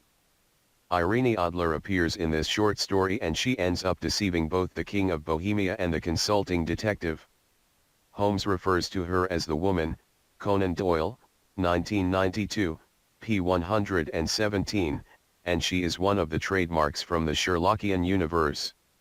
She is featured in many adaptations and most of them stay true to the fact that she and Holmes will not be together. In the short story A Scandal in Bohemia, 1892, Irene Adler flees from England, thereby leaving Sherlock Holmes. She leaves a note stating that she does not intend to use some compromising photographs and she will not contact the king. The King of Bohemia is astounded by Adler and affirms that it is a shame that Adler is not at his level, to which Holmes coldly agrees. Conan Doyle, 1992, p. 130-1. In director Guy Ritchie's adaptations, the character of Adler is killed by Moriarty, which the creator of Elementary, 2012, Robert Doherty uses figuratively in his adaptation. In the TV series Sherlock, 2010, Irene Adler also flees England and is nearly killed at the end of the episode A Scandal in Belgravia, 2012, but Holmes rescues her from being decapitated. When seeing the different women in the adaptations, they are always beautiful and attractive. This makes sense since the directors and creators of these films and TV series try to sell a product. However, another angle is present since one of the adaptations, Elementary, 2012, integrate in its representation of Sherlock Holmes. When seeing sex from a biological perspective, it is necessary in order for the human species to function and survive. This is one way of looking at it, while older adaptations stay clear from letting Holmes engage in a female relationship. The older adaptations include Paul Annette's TV series The Adventures of Sherlock Holmes, 1984-85, which star Jeremy Brett and David Burke. Louise Jensen's Sherlock Holmes Aalborg University 10th Semester Master's Thesis 2/10-2014, page 35 of 59. Irene Adler is present in both of Guy Ritchie's adaptations of Sherlock Holmes.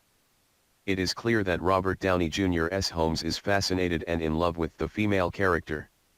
He keeps a case file on her, they share kisses, and are flirtatious towards each other in the films.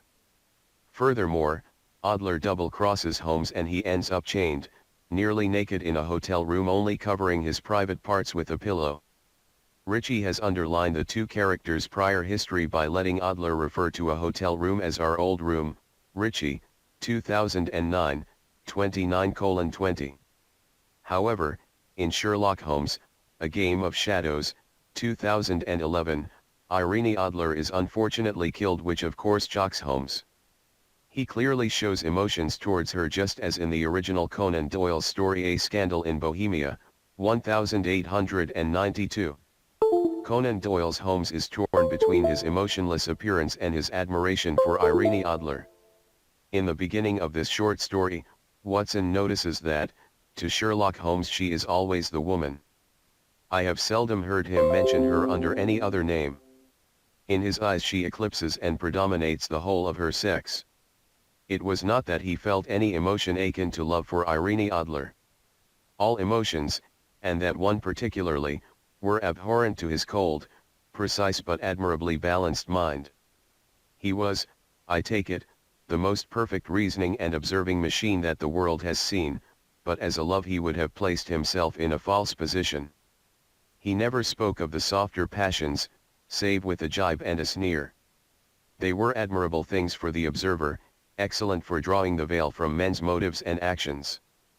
But for the trained reasoner to admit such intrusions into his own delicate and finely adjusted temperament was to introduce a distracting factor which might throw a doubt upon all his mental results.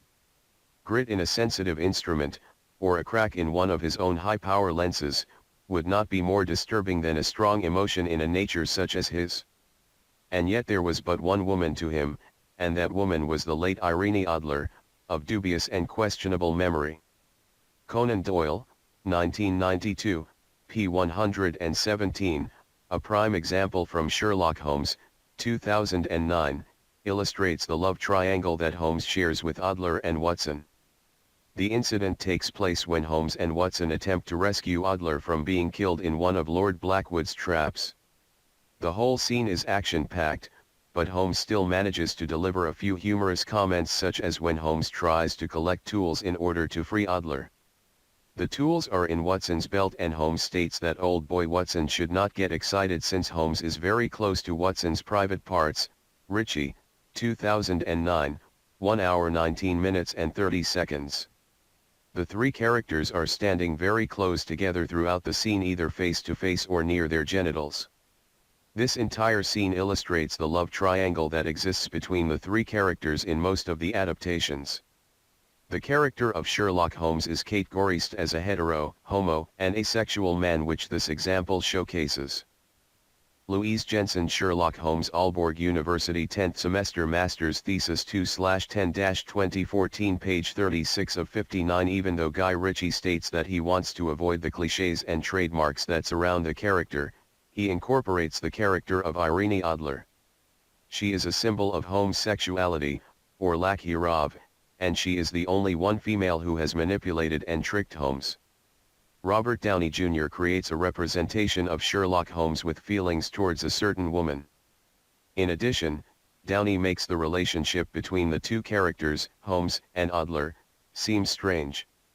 This is not the only adaptation where the representations of Irene Adler and Sherlock Holmes share an uncanny form of relationship. Irene Adler undergoes a huge transformation in the incredibly popular series Sherlock, where she is represented as a dominatrix. Benedict Cumberbatch's Holmes sees Adler in A Scandal in Belgravia, 2012, where she appears naked. He cannot deduce anything from her which disturbs him, but he still focuses on finding the missing photos. The differences in the adaptations underline that the literary novels and short stories are universal. Therefore, they are modernized in order to fit within a certain period, as clearly seen. Guy Ritchie's Sherlock Holmes, 2009, and Sherlock Holmes, A Game of Shadows, 2011, are set in Victorian London, similar to Sir Arthur Conan Doyle's literary works. Stephen Moffat's and Mark Gatiss' Sherlock, 2010, is set in 21st century London, while Robert Doherty's Elementary, 2012, takes place in 21st century New York. It is possible for directors to modernize every aspect of the events and characters in the stories, which goes to show how universal Conan Doyle's works are. Irene Adler has a certain power over Holmes in Conan Doyle's stories, and he cannot get his mind of her. This might be the reason why Moffat and Gatiss make the character of Adler into a dominatrix in Sherlock, 2010. According to Longman Dictionary Online, a dominatrix is a woman who is the stronger partner in a sadomasochistic relationship. Longman, D. The two characters are not involved in a sexual relation, but she remains the strong part, and she has an upper hand in the power struggle between her and Holmes. She ridicules Holmes by stating that he is a virgin since he does not know where to look when she is naked in front of him. However, Holmes figures that her measurements are the combination to open her safety box, where a mobile phone with compromising pictures is located. The compromising pictures are never revealed, but contain sexual context between Adler and a young female from the British royal family. The next elongated transcript illustrates the power relation that goes on between Adler and Holmes. Adler, do you know the big problem with a disguise, Mr. Holmes? However hard you try, it's always a self-portrait. Holmes, you think I'm a vicar with a bleeding face? Adler, no, I think you're damaged, delusional, and believe in a higher power. In your case, it's yourself. And somebody loves you. If I had to punch that face, I'd avoid your nose and teeth, too. Louise Jensen Sherlock Holmes Aalborg University 10th Semester Master's Thesis 2/10-2014 page 37 of 59 Watson, haha. Could you put something on, please? Anything at all. A napkin? Adler, why? Are you feeling exposed? Holmes, I don't think John knows where to look. Adler, no, I think he knows exactly where to look. I'm not sure about you. Holmes, if I was to look at naked women, I'd borrow John's laptop. Watson, you do borrow my laptop. Holmes, I confiscate it. Watson, you like policemen? Adler, I like detective stories. And detectives. Brainy is the new sexy. Holmes, any moment now something is going to happen. What? Adler, the hiker is going to die. Holmes, no, that's the result. What's going to happen? Adler, I don't understand. Holmes, oh, well try to. Adler, why?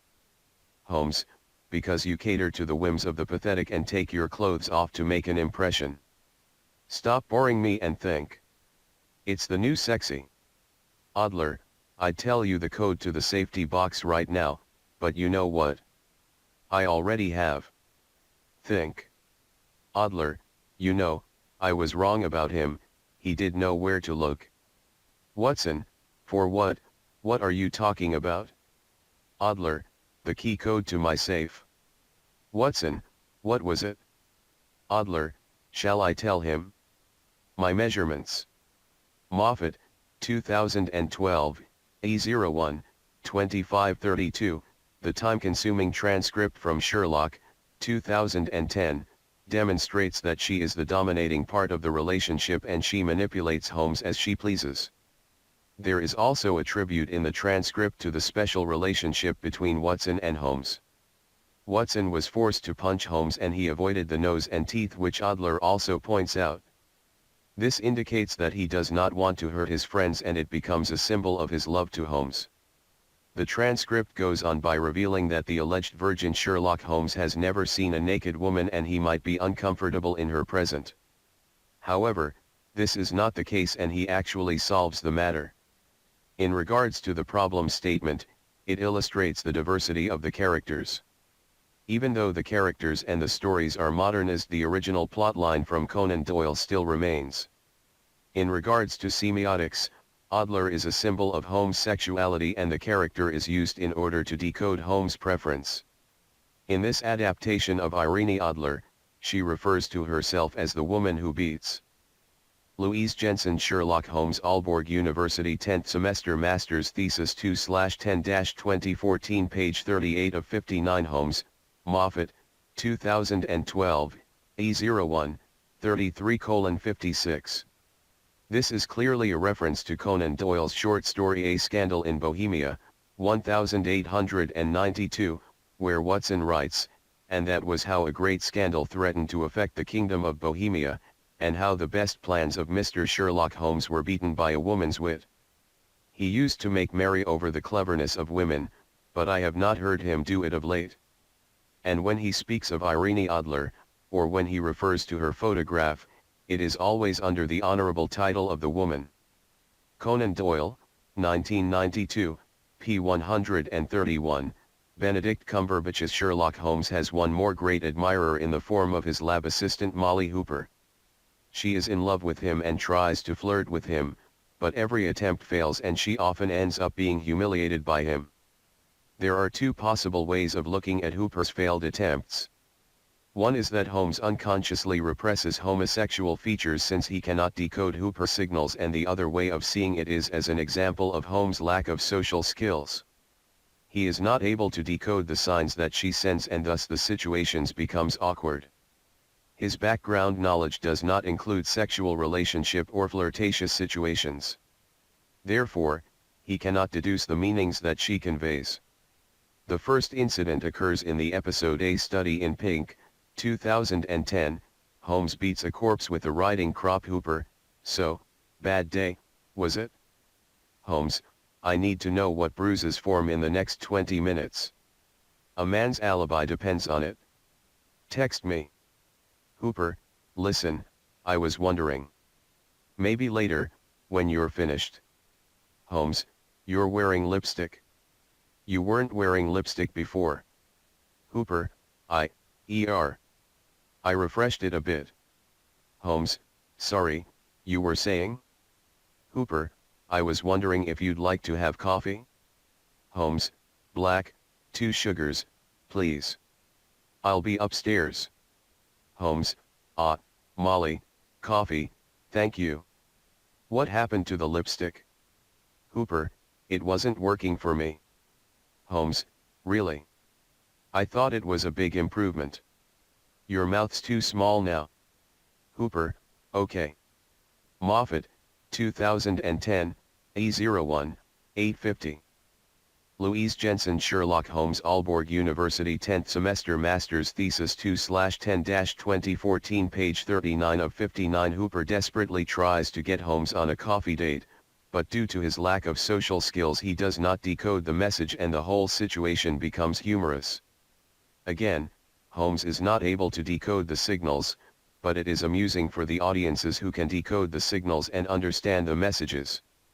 Another love interest from Sherlock, 2010, is Janine, who is in a relationship with Holmes at the end of season 3.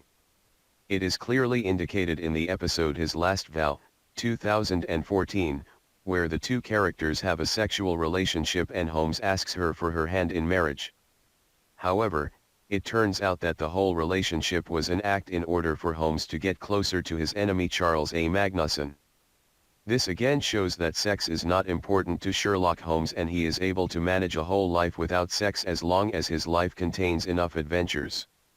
In Elementary, 2012, Sherlock Holmes has several sexual relationships with multiple women, most being prostitutes.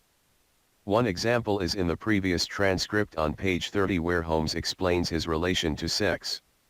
Holmes is also comfortable with naked women, which the 14th episode The Deductionist, 2012, illustrates.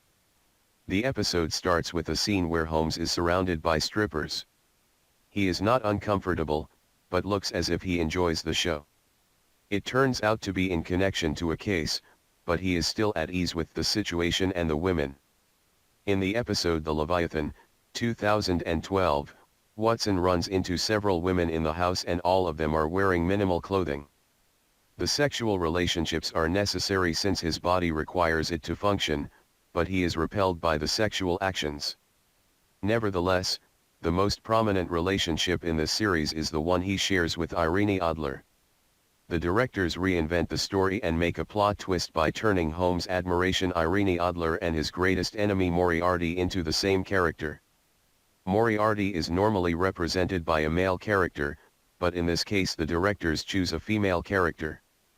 This notion underlines the discussion about Sherlock Holmes being homosexual or even bisexual. This is further explained in the next chapter that deals with Sherlock Holmes' relationship with Professor Moriarty. 4.1.3 The archenemy Professor Moriarty. Despite the fact that Moriarty is only mentioned a few times in Sir Arthur Conan Doyle's stories, the Professor is memorable and is the archenemy for Sherlock Holmes in many of the adaptations. Moriarty is often portrayed as a man with an elaborate plan. In Conan Doyle's The Final Problem, 1894, Holmes describes him as following: he is the Napoleon of crime, Watson. He is the organizer of half that is evil and of nearly all that is undetected in this great city. He is a genius, a philosopher, an abstract thinker. He has. Louise Jensen Sherlock Holmes Aalborg University 10th Semester Master's Thesis 2/10-2014 page 40 of 59 A brain of the first order. He sits motionless, like a spider in the center of its web, but that web has 1,000 radiations, and he knows well every quiver of each of them. He does little himself. He only plans. But his agents are numerous and splendidly organized. Is there a crime to be done, a paper to be abstracted, we will say, a house to be rifled, a man to be removed, the word is passed to the professor, the matter is organized and carried out. The agent may be caught. In that case money is found for this bail or defense. But the central power which uses the agent is never caught, never so much as suspected. This was the organization which I deduced, Watson, and which I devoted my whole energy to exposing and breaking up. Conan Doyle, 1992, p. 437, Johnny Lee Miller's American Sherlock Holmes tries to capture the mysterious M who is believed to be responsible for the disappearing and apparent death of Holmes' girlfriend Irene Adler. It turns out that Adler is not dead, but she is using this alias and is actually Jamie Moriarty. Holmes has thereby been sleeping with both Adler and his archenemy Moriarty. Consequently, the power balance between them changes. The female character has complete control over Holmes as she manipulates him. This combination of the iconic Sherlock Holmes love and archenemy has never been done in adaptations before, and it is an interesting feature to incorporate. It sets a higher focus on the aspect of sexuality, and Moriarty as a symbol changes meaning. Moriarty previously symbolized an archenemy both for Holmes and Watson, but also for audiences, and now the character of Moriarty is a sign of affection and love. The meaning of a symbol can change over time, and this is what Robert Doherty tries to incorporate in his TV series Elementary, 2012. Once again, this kind of transformation shows the diversity of Conan Doyle's literary works. In regards to the problem statement for this thesis, it is significant that Robert Doherty alters Sherlock Holmes' archenemy. Thereby he demonstrates how universal all of the characters are. In the adaptations it shows the different representations and that they all work well in accordance to the audiences. Doherty is not the first director to place a more feminine touch to the character of Professor Moriarty. Mark Gatiss and Stephen Moffat use a male character that incorporates female characteristics in his representation. Andrew Scott plays Jim Moriarty in Sherlock, 2010, and when Holmes first sees Moriarty, he pretends to be Molly Hooper's boyfriend, who is clearly homosexual and in love with Holmes. Moriarty: "Oh, sorry, I didn't." Hooper: "Jim, hi. Come in." Jim: "This is Sherlock Holmes." Moriarty: "Hi. So, you're Sherlock Holmes. Molly's told me all about you. You on one of your cases?" Hooper: "Jim works in IT, upstairs. That's how we met. Office romance." Holmes mumbles gay.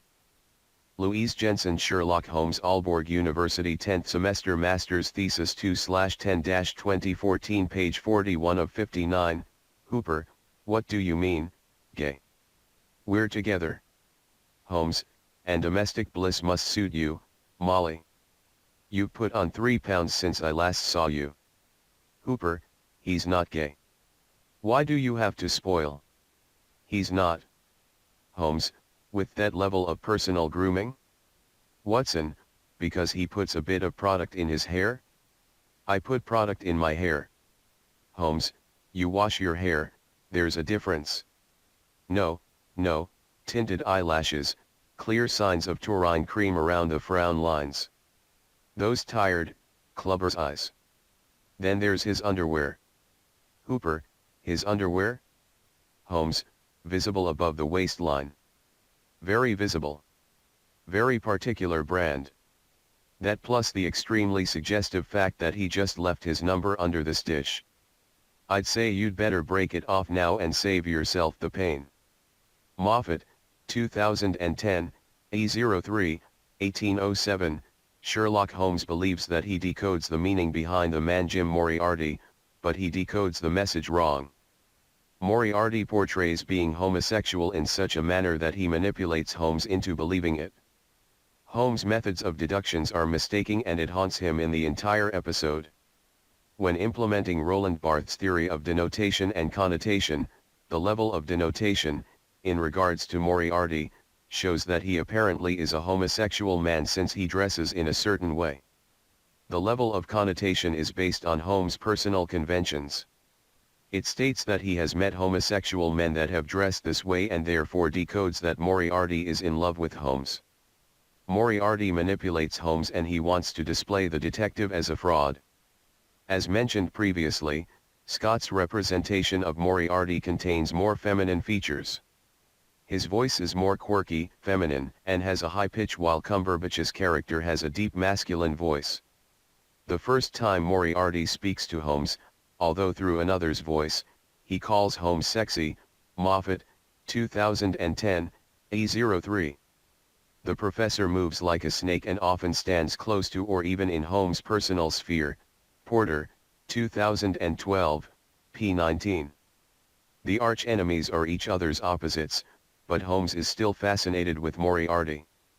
Holmes expresses that he finds Moriarty's bombing plan genius, to the amazement of Watson and Detective Lestrade. Moreover, the incident underscores Holmes' lack of social skills, since he admits this in front of others. Joseph Kestner analyses Sherlock Holmes' masculinity in his book Sherlock's Men, Masculinity, Conan Doyle, and Cultural History, 1997.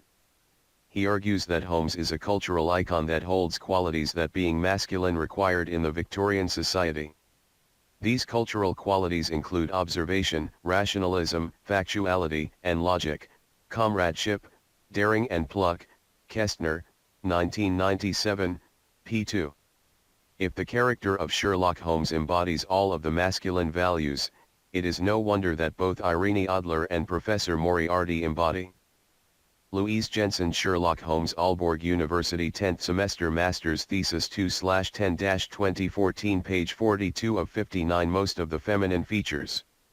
In the various adaptations, the feminine characters try to seduce and manipulate Holmes in some way or another. 4.1.4 Partial conclusion. Sherlock Holmes' sexuality is one of the trademarks to the iconic character. This thesis incorporates transcripts from different film and TV series adaptations that all illustrate that Holmes does not have any apparent and clear sexual identity. It is intriguing for audiences to try and figure out if the icon is homo, hetero, bi, or even asexual. Directors, producers, and actors try to give their view on it. If Sir Arthur Conan Doyle wrote the stories of Sherlock Holmes with the potential discussions from the 1885 Criminal Law Amendment Act in mind, it is not easily confirmed. The original speculations about the sexual identity of Holmes are a part of the newer representations and adaptations as stated in section 4.1.1 Holmes and the Man in His Life.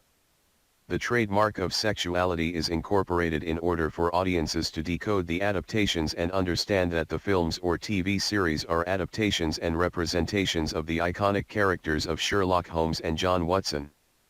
4.2 Sherlock Holmes, the action hero. This analytical chapter proceeds by focusing on the character of Sherlock Holmes as an action hero.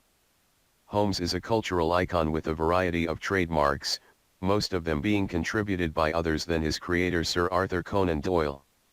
Sidney Paget was the first to give the consulting detective new trademarks, for instance the much-discussed Deer Stalker. Adaptations have since added and removed trademarks and renewed Holmes in order for the character to compel to a certain audience. In the recent adaptations, Sherlock Holmes is more violent and he is not afraid of fighting with his bare hands or with weapons. This chapter of the analysis demonstrates why Conan Doyle's character is categorized as an action hero based on the adaptations from director Guy Ritchie. The actors Robert Downey Jr. and Jude Law present Sherlock Holmes and John Watson in a more modern way. Examples are Holmes' bohemian clothing style, the black magic which is incorporated, and both of the characters' snappy comments towards each other. 4.2.1 The universal character. As pointed out, the character of Sherlock Holmes is transformed numerous times in many different genres. Due to the character's diversity, many people around the world know the British iconic figure. This. Louise Jensen, Sherlock Holmes, Aalborg University 10th Semester Master's Thesis 2/10-2014, page 43 of 59, expresses how universal the character is and how Holmes can be transformed and modernized in order to fit within a modern time frame. Audiences accept the sexually active Holmes in the representation by Johnny Lee Miller, the comical representation offered by Benedict Cumberbatch, and the action hero presented by Robert Downey Jr. In Katerina Shadrina's article Social Hero Evolution in Mass Universal Cinema XXXXI Centuries, 2014, she points to the fact the cinema functions as a mirror that highlights the modern era's development and decline, Shadrina, 2014, p. 67. The current world is detected in the films which function as a media in order to get a certain idea or value across to the audiences, ibid. This point is important when trying to examine why the recent adaptations of Sherlock Holmes are more action-packed and dramatist. The 21st century apparently needs an action hero, which also explains the boom in Marvel's adaptations of their superheroes. The 21st century is a time period filled with concepts such as terror and war filling headlines in newspapers and on the internet. The world has been attacked several times in the first 14 years of this century, which calls for real-life super and action heroes. This might be a reason why superheroes have such an influence in films in this period. The character of Sherlock Holmes has not avoided the superhero modernization. The transformation is not easy, and Shadrina underlines this by saying, in order to become a truly iconic movie character, it is not enough just to come up with the name and adventure. Hero is a complex image, similar to the real person, and many of its features must also be as close to reality as possible. Hero has its own motivation, hierarchy of values, its mental peculiarity and social needs. Hero is the print of a real person on the digital media. Shadrina, 2014, p. 67, Shadrina points out the important values that an iconic superhero must fulfill, and the character of Sherlock Holmes certainly embodies all of these characteristics. Yet, a superhero also needs to have superpowers in order to help the needing citizens. Holmes does not have the classic superhero powers such as strength, X-ray vision, or being able to fly. However, Holmes develops powers of his own by using deductions and superhuman observation skills. One of the reasons why the 21st century needs Sherlock Holmes is answered in this section. The world needs a superhero who rescues the civilization from the apparent dangers. In 2014, journalist David Stevenson writes that Sherlock Holmes is the closest thing we have to a British superhero. He is like a Louise Jensen. Sherlock Holmes, Aalborg University 10th semester master's thesis 2/10-2014, page 44 of 59. Clever, educated Bond who is one step ahead of everyone. Stevenson, 2014. Sherlock Holmes embodies the traits of being a superhero and rescues the world from some of its dangers. 4.2.2 Power of Deduction and Observations. Sherlock Holmes' science of deduction is included in all of the 3 adaptations that are integrated in this analytical chapter. Deduction is defined as a process where one uses knowledge and information in order to understand a message or sign. It is first mentioned in Conan Doyle's A Study in Scarlet, 1887, where John Watson reads an article written by Holmes named The Science of Deduction and Analysis. After having read the article, Watson exclaims that he has never read such rubbish in my life. Conan Doyle, 1992, p. 17. John Watson dismisses the science until Sherlock Holmes demonstrates it. Holmes' methods of deduction are compared with semiotics as described on page 20. He deduces traces and clues that others cannot see. The objects that are a part of Holmes' cases and investigations hold signs that the character decodes based on his personal conventions. Holmes is quick at deducing signs, which makes him an excellent consulting detective. However, he has not been able to deduce the social codes that are required of him in order to function with other people. In addition, Conan Doyle manages to create a short story in which Sherlock Holmes's method of deduction fails. The short story The Adventures of the Yellow Face, 1893, contains the literary image of a failing Holmes who uses his method incorrectly. The case is solved anyway, but Holmes feels defeated. In the end, Holmes states that Watson, said he, if it should ever strike you that I am getting a little overconfident in my powers, or giving less pains to a case than it deserves, kindly whisper Norbury in my ear, and I shall be infinitely obliged to you. Conan Doyle, 1992, p. 330. Previously, it was a challenge to show Holmes' methods to cinema audiences.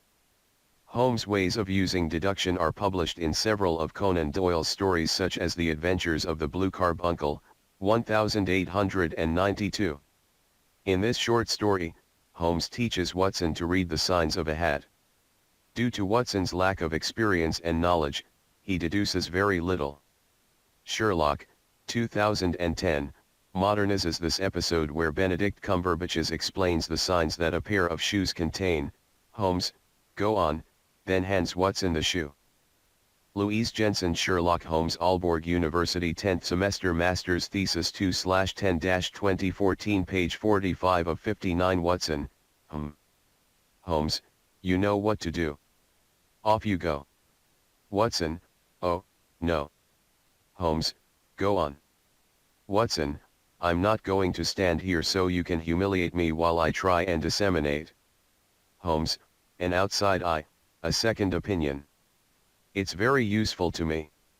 Watson, yeah, right. Holmes, really?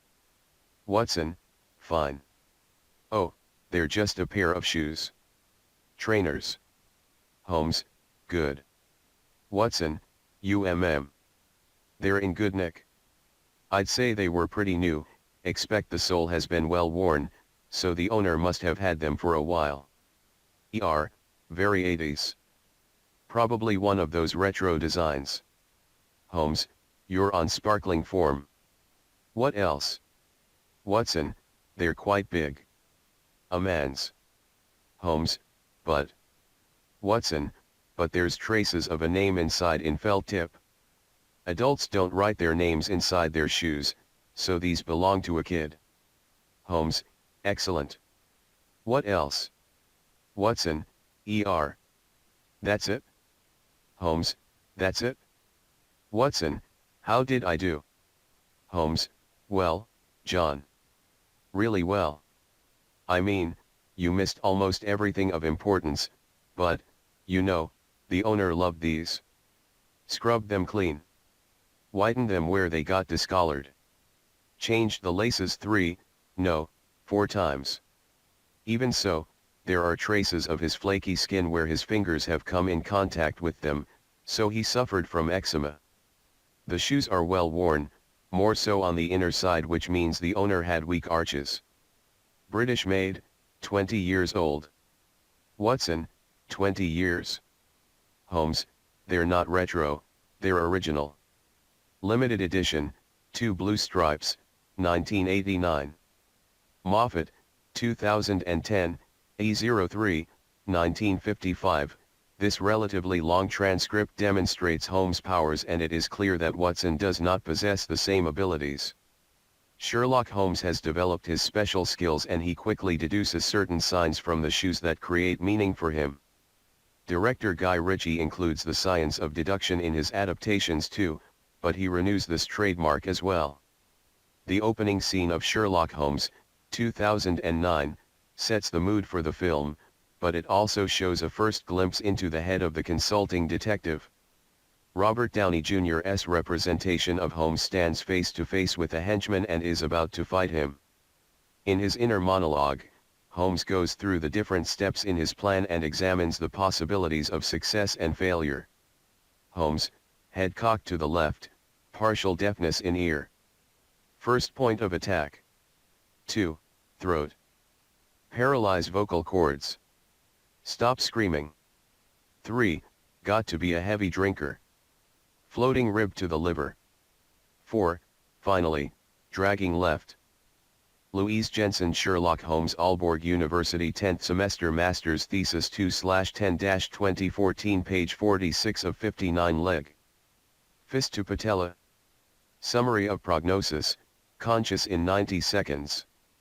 Martial efficacy, quarter of an hour. Full faculty recovery, unlikely. Ritchie, 2009, 138. This monologue is the first of several in both films where Holmes examines his rate of success before an attack. It shows how he is able to use his knowledge about martial arts, the human body, his opponent, and himself. It is an insight in his way of thinking, and it is made visible in Guy Ritchie's films. However, it was a challenge to incorporate this within the film, since an adaptation needs to be close to the original material in order for it to be recognizable to the audiences. Robert Downey Jr.'s Sherlock Holmes comments on his powers of observations in the adaptation from 2011, Sherlock Holmes, A Game of Shadows. Holmes tries to unravel Moriarty's plan at a peace conference, and while Holmes dances with his female clients, Madame Simca, they talk about his powers. Sherlock Holmes focuses on the crowd who stand at the dance floor. Simca, what do you see? Holmes, everything. The camera cuts back and forth between Holmes, the crowd, and smaller details and movements. Holmes, that is my curse. Simca, but you don't see what you are looking for? Ritchie, 2011, 1 hour 40 minutes and 37 seconds, Sherlock Holmes considers his powers of deduction as being a curse, but he understands the necessity of them. Holmes is not able to solve his cases without these powers, but the audiences get to understand that Holmes does not enjoy them at any cost. Sherlock Holmes has never been portrayed in such a manner before, and the plots from the original Conan Doyle stories do often not contain much violence or sexual context. Many of Conan Doyle's stories contain the same plot, where the stories start out in Baker Street with Holmes and Watson interviewing a client. Hereafter, Holmes and Watson start their adventure and the story ends up with the case being solved. This is nearly the complete opposite to Ritchie's adaptations, where especially violence often is incorporated in the manuscript. The director's manuscript is filled with drama, several conflicts and issues, and of course, Louise Jensen Sherlock Holmes Aalborg University 10th Semester Master's Thesis 2/10-2014 page 47 of 59 action scenes, and the two films end on a fairly happy note. Despite the differences between Conan Doyle's and Ritchie's storylines, Ritchie creates the perfect balance between the two versions of the consulting detective. This last paragraph in section 4.2.2 Power of Deduction and Observations focuses a bit further on Ritchie's way of reinventing Sherlock Holmes as the ultimate action hero. Guy Ritchie cast Robert Downey Jr. as the character of Holmes, and this adds to the viewer's acceptance of this action-based consulting detective. Downey Jr. is also featured in the hugely popular adaptations of Iron Man, where he stars as the superhero. Furthermore, Downey Jr. is notorious in Hollywood for being a bit unconventional himself, his drug abuse, and being familiar with martial arts. Shadrina, 2014, p. 47. These personal values connected to Downey Jr.'s persona help audiences to accept Sherlock Holmes as an action hero. 4.2.3 Partial conclusion. The character of Sherlock Holmes receives a new trademark where he is being labeled as an action hero. The definition of a hero, as Katerina Shadrina points out in section 4.2.1, harmonizes with the description of Holmes, and it shows how universal the iconic character is. Audiences accept the more action-packed story plot and character, since the representation still keeps in touch with Conan Doyle's original stories. An action hero carries meanings for people in many different parts of the world. Clearly, Guy Ritchie manages to fit the character of Holmes within these conventions. 4.3 The Great Comedian, Mr. Holmes. The character of Sherlock Holmes is a universal icon which is transformed into many different variations as shown in this analytical chapter. Another trademark that the character is given following the recent adaptations is the label of being a comedian. All of the three adaptations that are incorporated in this thesis have included humorous moments with Sherlock Holmes. It is sometimes in regards to Holmes' lack of social skills that he becomes entertaining for the audiences that do know how to decode social messages. However, most of the times the comical moments come when Holmes is revealing how ignorant the people around him are. He displays his intelligence which makes others baffled. Wodu Media, 2009. Louise Jensen Sherlock Holmes Aalborg University 10th Semester Master's Thesis 2/10-2014 page 48 of 59 4.3.1 The intelligent and witty Holmes. There are millions of links on the internet where a hilarious and witty representation of Sherlock Holmes is displayed for the readers or viewers. This tendency underlines the fact that Holmes is funnier in the recent adaptations. This thesis integrates many transcripts with an amusing disposition, and many of them often incorporate a Sherlock Holmes who displays his high intellect in the presence of others. An example from the American adaptation Elementary, 2012, comes at the beginning of the pilot episode. Johnny Lee Miller's representation of Sherlock Holmes must introduce Lucy Liu's Watson at a crime scene. Holmes, tell me, how do clients typically introduce you? Watson, what do you mean? Holmes, I mean I find it hard to believe they'd actually tell someone that they've been assigned a glorified helper monkey. Watson, helper monkey? Well, you and I have what's known as companion/client confidentiality, which means that you can introduce me however you like. Friend, co-worker, relative, and I'll play along. But to be honest, most clients just call me their companion. Holmes, Captain Gregson. Gregson, ah. Holmes. How you doing? Holmes, Miss Watson, this is Captain Gregson. Captain Gregson, this is Miss Watson, my personal valet. Doherty, 2012, A01, 619, Sherlock Holmes is in doubt as to how he should introduce his sober companion, but he chooses to introduce Watson as a personal valet. This shows that Holmes thinks quickly in a stressed situation and that he is indeed a comedian on screen. The British adaptation of Conan Doyle's original stories is BBC's TV series Sherlock, 2010, which incorporates multiple comical moments in each of the episodes. The plot twists several times during an episode and the mood switches equally. This transcript shows how quickly Sherlock Holmes changes and adapts to the situation. Hudson, what about these suicides, then, Sherlock? I thought that'd be right up your street. 3 exactly the same. Holmes, 4. Looks out the window and sees a police car. There's been a 4th. And there's something different this time. Hudson, a 4th? Louise Jensen, Sherlock Holmes, Aalborg University 10th semester master's thesis 2/10-2014, page 49 of 59. A policeman enters the flat Holmes, where? Lestrade, Brixton, Lauriston Gardens. Holmes, what's new about this one? You wouldn't have come to get me if there wasn't something different. Lestrade, you know how they never leave notes? This one did. Will you come? Holmes, who's on forensics? Lestrade, Anderson.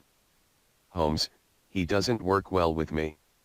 Lestrade, well, he won't be your assistant. Holmes, I need an assistant.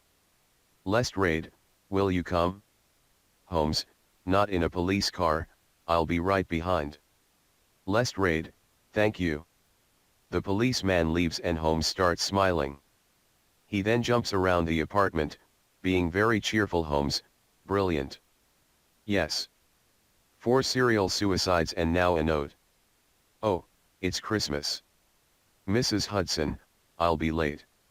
Might need some food. Hudson, I'm your landlady, dead, not your housekeeper. Holmes, something cold will do.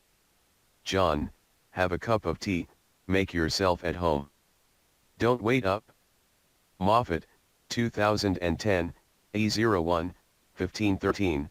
This transcript demonstrates that Cumberbatch's 21st century Sherlock Holmes is intelligent. Holmes deduces that Detective Inspector Lestrade desperately needs him since there is a development in the suicides. On the other hand, Holmes exhibits that he is not capable of decoding the social message and codes in society. It is not acceptable behavior to jump around and cheer during a series of horrible death. However, Holmes is intelligent enough that he waits until Lestrade is gone from the apartment and he does not reveal his real feelings until he is among people whom he trusts. This is not the last time in the TV series that Sherlock Holmes displays his lack of social skills and exclaims that he enjoys elements that are not part of normal human manners. In the 3rd episode of the first series, The Great Game, 2010, Sherlock is fascinated with Jim Moriarty's bombing plan and displays this in front of members of the police force and John Watson. He immediately turns to Watson and asks if it is not acceptable to speak up about it, whereto Watson confirms that it is not normal conduct. The last 2 film adaptations from director Guy Ritchie, Sherlock Holmes, 2009, and Sherlock Holmes, A Game of Shadows, 2011, incorporate humor as well. One of the incidents occurs when Irene Adler tricks Holmes. She poisons a bottle of wine and Holmes falls asleep. When he wakes up, he is chained to a bedpost while being naked and with a pillow to cover his private parts. A maid enters the room and Holmes. Louise Jensen, Sherlock Holmes, Aalborg University, 10th semester, master's thesis 2/10-2014, page 50 of 59, delivers his punchline, "I'm a professional. Beneath this pillow lies the key to my release." Ritchie, 2009, 1 hour 7 minutes and 50 seconds. The situation is clearly uncomfortable for the maid, but Holmes reacts as nothing special has happened. This is again a way of showing that Holmes cannot decode the message that society has, since he does not have the personal conventions to do so. 4.3.2 Partial conclusion. The previous section shows that the character of Sherlock Holmes is a comedian, and this new trademark is incorporated in many adaptations. The recent adaptations use the comical aspect of Holmes in order to entertain the audiences, but also to underline that Holmes does not have any particular social skills. Most of the time, Holmes displays his high intelligence by acting out in certain situations. It is a new side to Sherlock Holmes, and it is an element that viewers accept. Once more, this emphasizes how universal and diverse the iconic British character is. Waja Media, 2009. Louise Jensen, Sherlock Holmes, Aalborg University, 10th semester, master's thesis 2/10-2014, page 51 of 59. 5. Conclusion. The final chapter concerns conclusions and presents main findings which this thesis engenders in the analytical chapter. Lastly, research questions for a future study on the subject of Sir Arthur Conan Doyle's Sherlock Holmes and the adaptations are put forward. The aim of this thesis is to investigate the following problem statement: when viewing the more recent film and TV adaptations, how is it possible to view Sir Arthur Conan Doyle's literary works with the character of Sherlock Holmes as a cultural and universal text?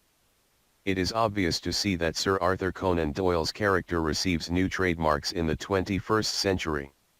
Therefore, this master's thesis wishes to illustrate and analyze the changes experienced in connection to Sherlock Holmes and thus examine why these changes are possible.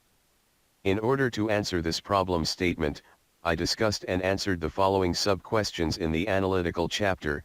How is Sherlock Holmes' sexuality represented? How does Sherlock Holmes fulfill being categorized as an action hero? What makes it possible for Sherlock Holmes to be a comedian on screen? Why do audiences need a consulting detective in the 21st century? I found it obvious that Conan Doyle's consulting detective has changed and received new trademarks throughout time, adaptations, and representations.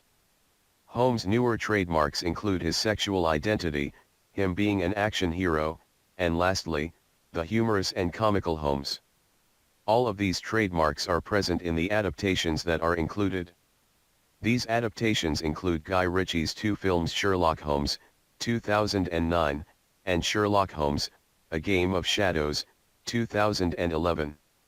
In addition to TV series which include Stephen Moffat's and Mark Gatiss' Sherlock, 2010, and Robert Doherty's Elementary, 2012, are included. 5.1 The sexual identity. Sherlock Holmes' sexuality is one of the most discussed trademarks since there is no obvious answer. The cultural icon exists in literature without any apparent sexual identity. As written in section 4.1, Sherlock Holmes, the sex symbol, Holmes is reduced to a certain sign which holds the signifier of asexual. The analytical chapter found that there is no ambiguous answer to Holmes' sexuality, but the adaptations made.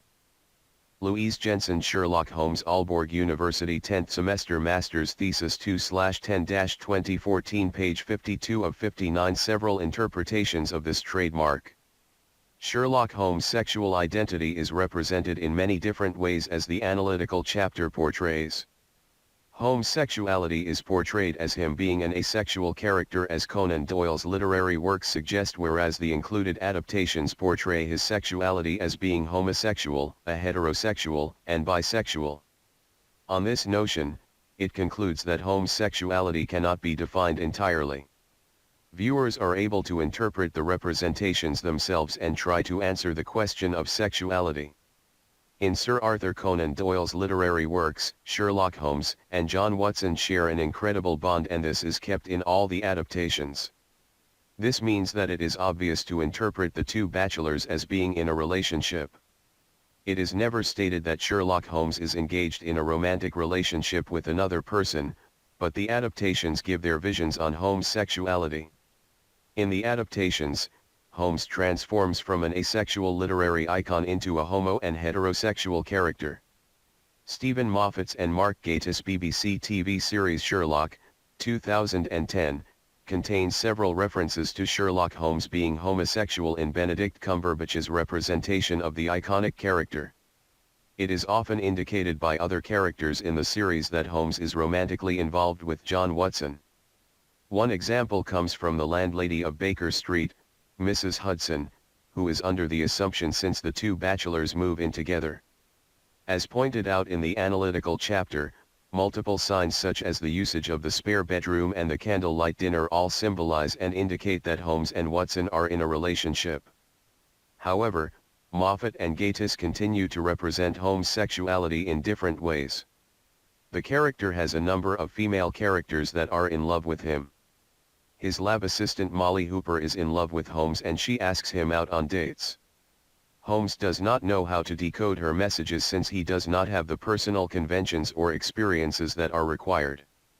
These situations are amusing for the audiences who do understand the messages and are able to decode them. Based on this notion, it is concluded that Cumberbatch's Holmes is not familiar with female relationships since he do not decode the signs. This suggests that Holmes is still asexual, but this changes when he, due to a case, indulges in a sexual relationship with a woman.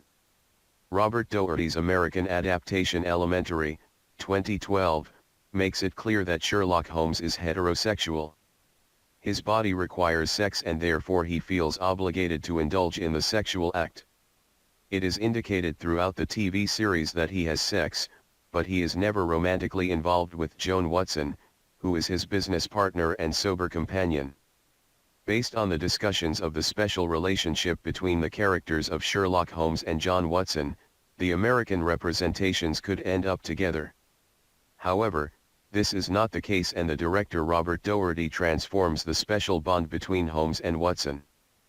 Louise Jensen Sherlock Holmes Aalborg University 10th Semester Master's Thesis 2/10-2014 page 53 of 59 Guy Ritchie's Sherlock Holmes, 2009, and Sherlock Holmes, A Game of Shadows, 2011, embrace the term of bromance. Bromance is strong emotions between two men and this is emphasized in these two blockbusters. Robert Downey Jr.'s Sherlock Holmes is clearly in love with Irene Adler, but he has strong emotions towards Jude Law's John Watson. There are numerous incidents where it is indicated that Holmes is homosexual and romantically involved with Watson. The two male characters are similar to a married couple and they often bicker and debate. Holmes' sexuality is questioned throughout the two films, especially when he is dressed as a woman in the adaptation from 2011. Based on this notion, it concludes that Guy Ritchie incorporates no clear sexual identity in his adaptations, which allows the audiences to interpret the question on their own. In regards to Sherlock Holmes' sexuality, it is possible to examine how adaptable and universal the literary character is. The integrated adaptations each give a different version of Holmes' sexuality and the audiences seem to accept all of these versions. However, audiences might have a hard time placing Sherlock Holmes within a category, but this allows for further interpretations of his sexuality.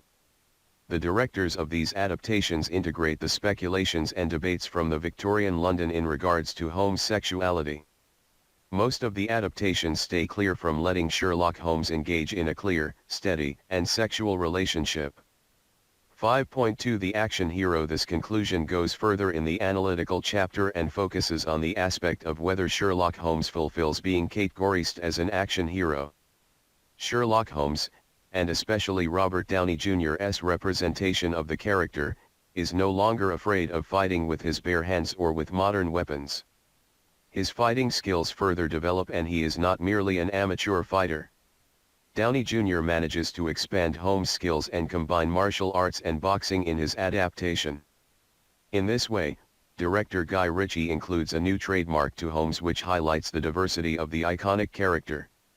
Sherlock, 2010, Elementary, 2012, Sherlock Holmes, 2009, and Sherlock Holmes, A Game of Shadows, 2011, all incorporate Sherlock Holmes' powers of deduction and observations. In Guy Ritchie's film from 2011, Holmes describes his power as his own curse and he sees everything. This aspect is present in all of the integrated adaptations where observations are key elements when Holmes solves his adventures and cases. Sherlock Holmes developed and coined his method of deduction in which he deduces the signs that other people are too oblivious to see. Others do not have the necessary knowledge and personal conventions to decode certain signs, whereas Holmes holds a great deal of knowledge in. Louise Jensen, Sherlock Holmes, Aalborg University 10th Semester Master's Thesis 2/10-2014, page 54 of 59. Comparison to the average human being. This is one of the aspects that make him an excellent consulting detective. In section 4.2.1, the universal character, Katerina Shadrina points to the fact that cinema functions as a mirror to the modern era. With this in mind, Sherlock Holmes represents the values and ideas of the current world. It also demonstrates the universality and diversity of the literary character and gives an answer as to why it is possible to modernist Sherlock Holmes to fit within the 21st century. The current world is focusing on violence and wars are being fought across the globe, which must reflect Conan Doyle's character in the modern adaptations. This is one answer as to why Holmes is more action-based on screen. As pointed out, Shadrina states that a hero is the print of a real person on the digital media. Shadrina, 2014, p. 67. Sherlock Holmes embodies the image of an ordinary man and the characteristics of a hero, but his mind is extraordinary. His skills of observations and deductions are his superpowers. The icon character of Sherlock Holmes becomes more action-based, but the representations still keep in touch with the original plot from Conan Doyle's literary stories. 5.3 The comedian. This thesis wants to examine why it is possible to transform Sherlock Holmes into a comedian in the more recent adaptations. Again, this is due to the universal character and the fact that Conan Doyle's stories are viewed as cultural texts. Sherlock Holmes' lack of social skills and his lack of being able to decode certain social codes are sometimes the essential element in Holmes' humor. Other times he is intelligent enough to manipulate people and reveal them as ignorant. Periodically, Holmes is having a hard time at decoding the social codes and messages, and especially when it comes to women, he does not understand what is expected of him. This creates comical situations since the audiences are able to decode the message. One example occurs in Sherlock, 2010, where Molly Hooper tries to ask Holmes out on a coffee date, but he misinterprets her signals. Besides having unfortunate incidents with women, Cumberbatch's Holmes also expresses emotions at wrong times, and this can be either entertaining or to the astonishment of the viewers. This allows for the audiences to exhibit new sides and trademarks of the character which they have to interpret. The audiences understand why Holmes is fascinated by his archenemy, but his social skills do not allow him to repress such exclamations. Louise Jensen, Sherlock Holmes, Aalborg University 10th Semester Master's Thesis 2/10-2014, page 55 of 59. There is no doubt that the literary works from Sir Arthur Conan Doyle are viewed as cultural texts since they all depict elements from this modern time period. The iconic character of Sherlock Holmes is a universal character as he has been altered from his birth over 100 years ago, but the adaptations still maintain key trademarks from the original short stories and novels. Audiences accept the different representations of Sherlock Holmes and John Watson in some of the numerous adaptations. The adaptations share one aspect in relation to the main character of Holmes, and that is that the character lacks knowledge in order to decode signals in regards to social codes. Sir Arthur Conan Doyle wants to depict a modern Victorian man, and this trademark is still present in the recent adaptations. The male character is modern whether he is placed in Victorian London or 21st century London or New York. The newer trademarks such as his sexuality, the action hero, and the comedian begin to have a firm grip in the adaptations, and this master's thesis illustrates that these three trademarks are present in all of the 4 films and TV series that are incorporated. These trademarks allow audiences to acknowledge that they are viewing a representation or adaptation of Conan Doyle's loved stories and novels about the great consulting detective and his war veteran doctor. The 21st century needs a consulting detective, since the character of Holmes is a symbol of anything that the readers are not. Sherlock Holmes resembles an ordinary man, and yet he is categorized as a superhero. He has the powers of deductions which save the world from its dangers, and Holmes starts by solving one case at a time. 5.4 Further research questions. When working with Conan Doyle's Sherlock Holmes, new questions for further research surfaced. Sherlock Holmes has gained much popularity with the last couple of years due to many adaptations and representation. It would be interesting to examine why the consulting detective is popular and the subject for several representations in the recent years. He receives many new fans who are intrigued with the character of Holmes.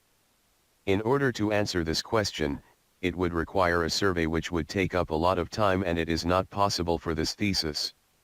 In future research, one could also focus entirely on Sherlock Holmes' sexuality and examine why it is necessary to give the iconic character a sexual identity. It seems to be required in adaptations for the 21st century, since there is a higher focus on sexuality. Could it be that Sherlock Holmes cannot exist in this century without having a sexual identity, since it is present in most of the adaptations?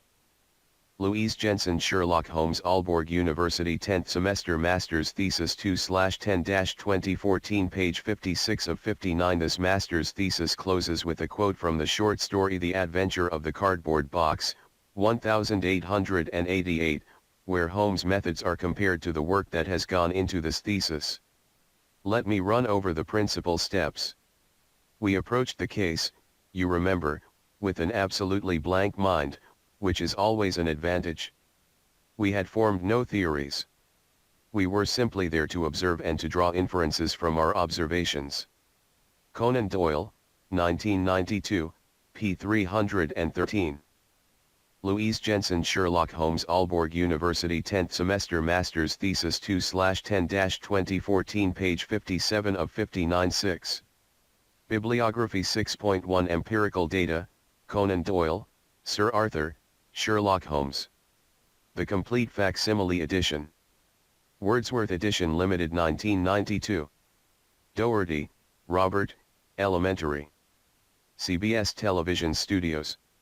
2012. Moffat, Stephen and Mark Gatiss, Sherlock. BBC. 2010. Ritchie, Guy, Sherlock Holmes. Warner Brothers, 2009. Ritchie, Guy, Sherlock Holmes, A Game of Shadows. Warner Brothers, 2011. 6.2 Books and Articles, Barnes, Allen, Sherlock Holmes on Screen, The Complete Film and TV History. Titan Books Limited. 2011 Berger, Arthur ASA, Media Analysis Techniques. 4th edition. Sage Publications, in 2012. Cook, Matt, London and the Culture of Homosexuality, 1885-1914. Cambridge University Press. 2003 Crow, David, Visual Signs. An Introduction to Semiotics in the Visual Arts. Ava Publishing. 2010 Freud, Sigmund, Case Histories 2, Pelican Freud Library, Vol. 9, p. 36-128. Pelican. 1984 Hall, Stewart, Representation, Cultural Representation and Signifying Practices. Sage Publications Limited, 1997. Hutchin, Linda, A Theory of Adaptation. Routledge. 2006 Kestner, Joseph A., Sherlock's Men, Masculinity, Conan Doyle, and Cultural History. Ashgate. 1997 Leaning, Ashley, Not Your Grandfather's Sherlock Holmes, Guy Ritchie's 21st century reboot of a 19th century British icon. Lycett, Andrew, the man who created Sherlock Holmes, The Life and Times of Sir Arthur Conan Doyle. Simon & Schuster. 2008. Porter, Lynette, Sherlock Holmes for the 21st Century, Essays on New Adaptations. McFarland and Company, in 2012. Proctor, James, Stuart Hall. Routledge. 2013. Saussure, Ferdinand, Course in General Linguistics. Columbia University Press. 2011. Sedgwick, Eve Kosofsky, Between Men, English Literature and Male Homosocial Desire. Columbia University Press. 1985. Louise Jensen, Sherlock Holmes, Aalborg University 10th Semester Master's Thesis 2/10-2014, page 58 of 59. Shadrina, Katerina, Social Hero Evolution in Mass Universal Cinema XXXXI Centuries in International Journal of Research in Social Sciences, Vol. 3, Number 8. 2014. Schreffler, Philippe, Sherlock Holmes by Gaslamp, Highlights from the First 4 Decades of the Baker Street Journal. Fordham University Press. 1989. Vanacker, Sabine and Catherine Wynne, Sherlock Holmes and Conan Doyle. Multimedia Afterlives. Palgrave Macmillan. 2013. 6.3 Internet, Block, Jamie, BBC One Holmes in on Greatness with Moffat written miniseries http://www.themarisu.com/Sherlock trailer BBC Stephen Moffat #Geekosystem 2010 1/10-2014 Carroll, Larry, Robert Downey Jr., Jude Law explore bromance on Sherlock Holmes set http://www.mtv.com/news/1604911/ Robert Downey Jr. Jude Law explore bromance on Sherlock Holmes set /GT 2009 1/10-2014 egs.edu Roland Barthes, Bibliography http://www.egs.edu/library/Roland Barthes/bibliography/GT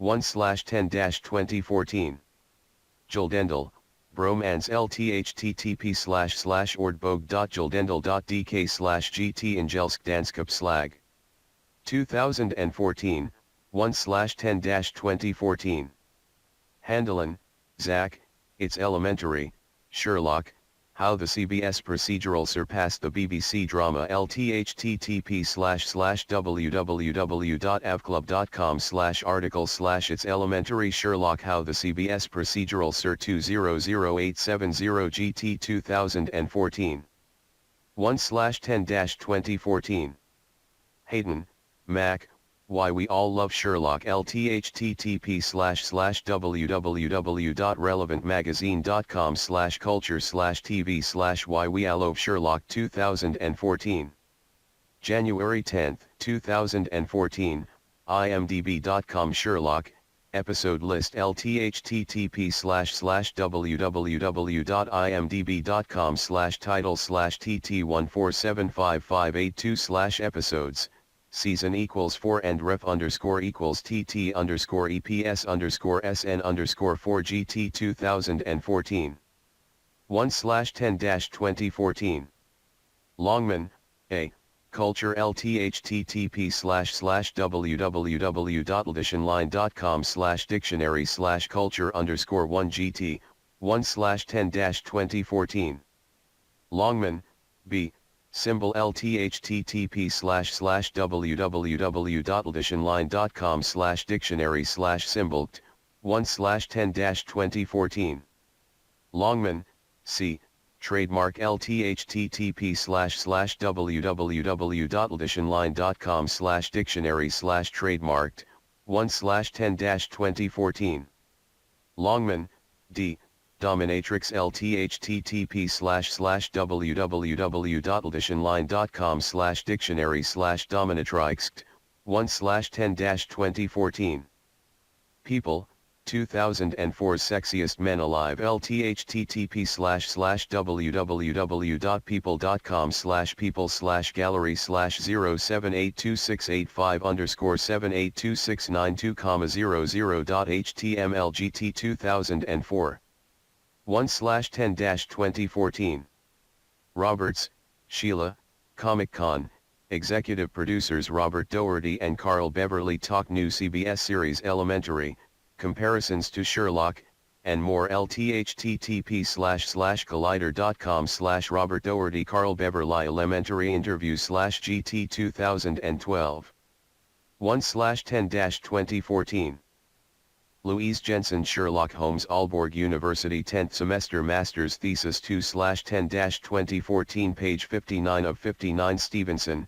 David, Sherlock Holmes, did we get an answer when it came to Cumberbatch's leap off the building, http://www.express.co.uk/entertainment/tv-radio/452147/ Sherlock Holmes did we get an answer when it came to Cumberbatch's leap off the building 2014 1/10-2014 6.4 Front page picture, DeviantArt, http://blooper.deviantart.com/art/Sherlock Holmes BBC Typography Portrait 304400888 GT, 1/10-2014 6.5 Pictures, Daily Mail, perhaps Sherlock likes the deer stalker after all, Benedict Cumberbatch wears iconic Holmes hat as he films new series http://www.dailymail.co.uk/tv showbiz/article-230708 Sherlock-Benedict Cumberbatch- wears iconic deer stalker hat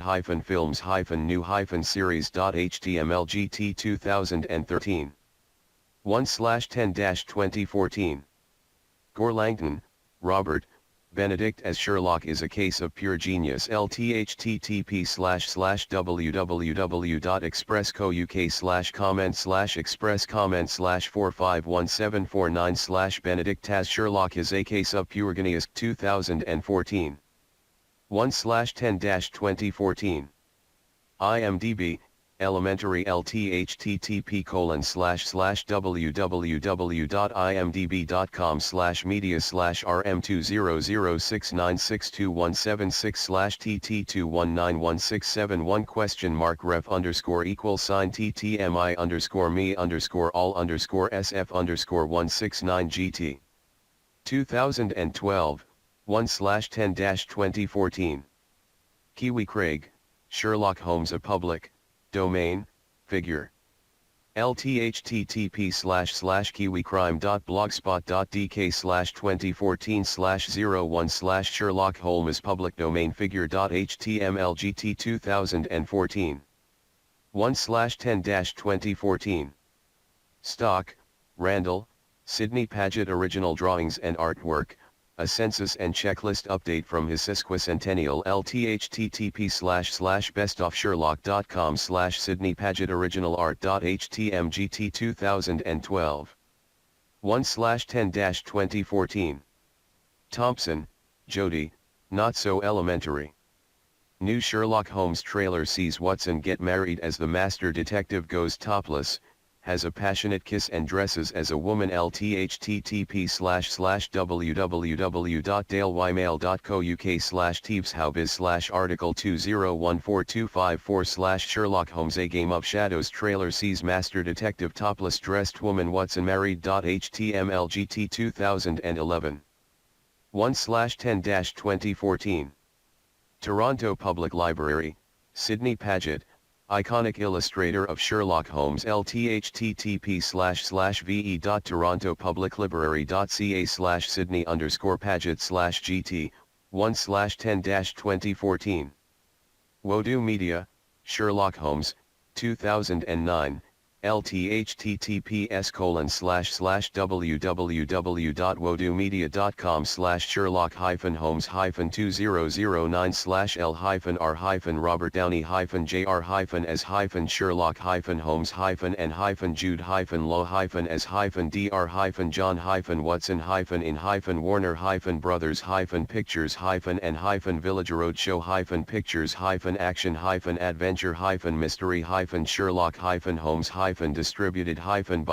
Warney/GT 2009. 1/10-2014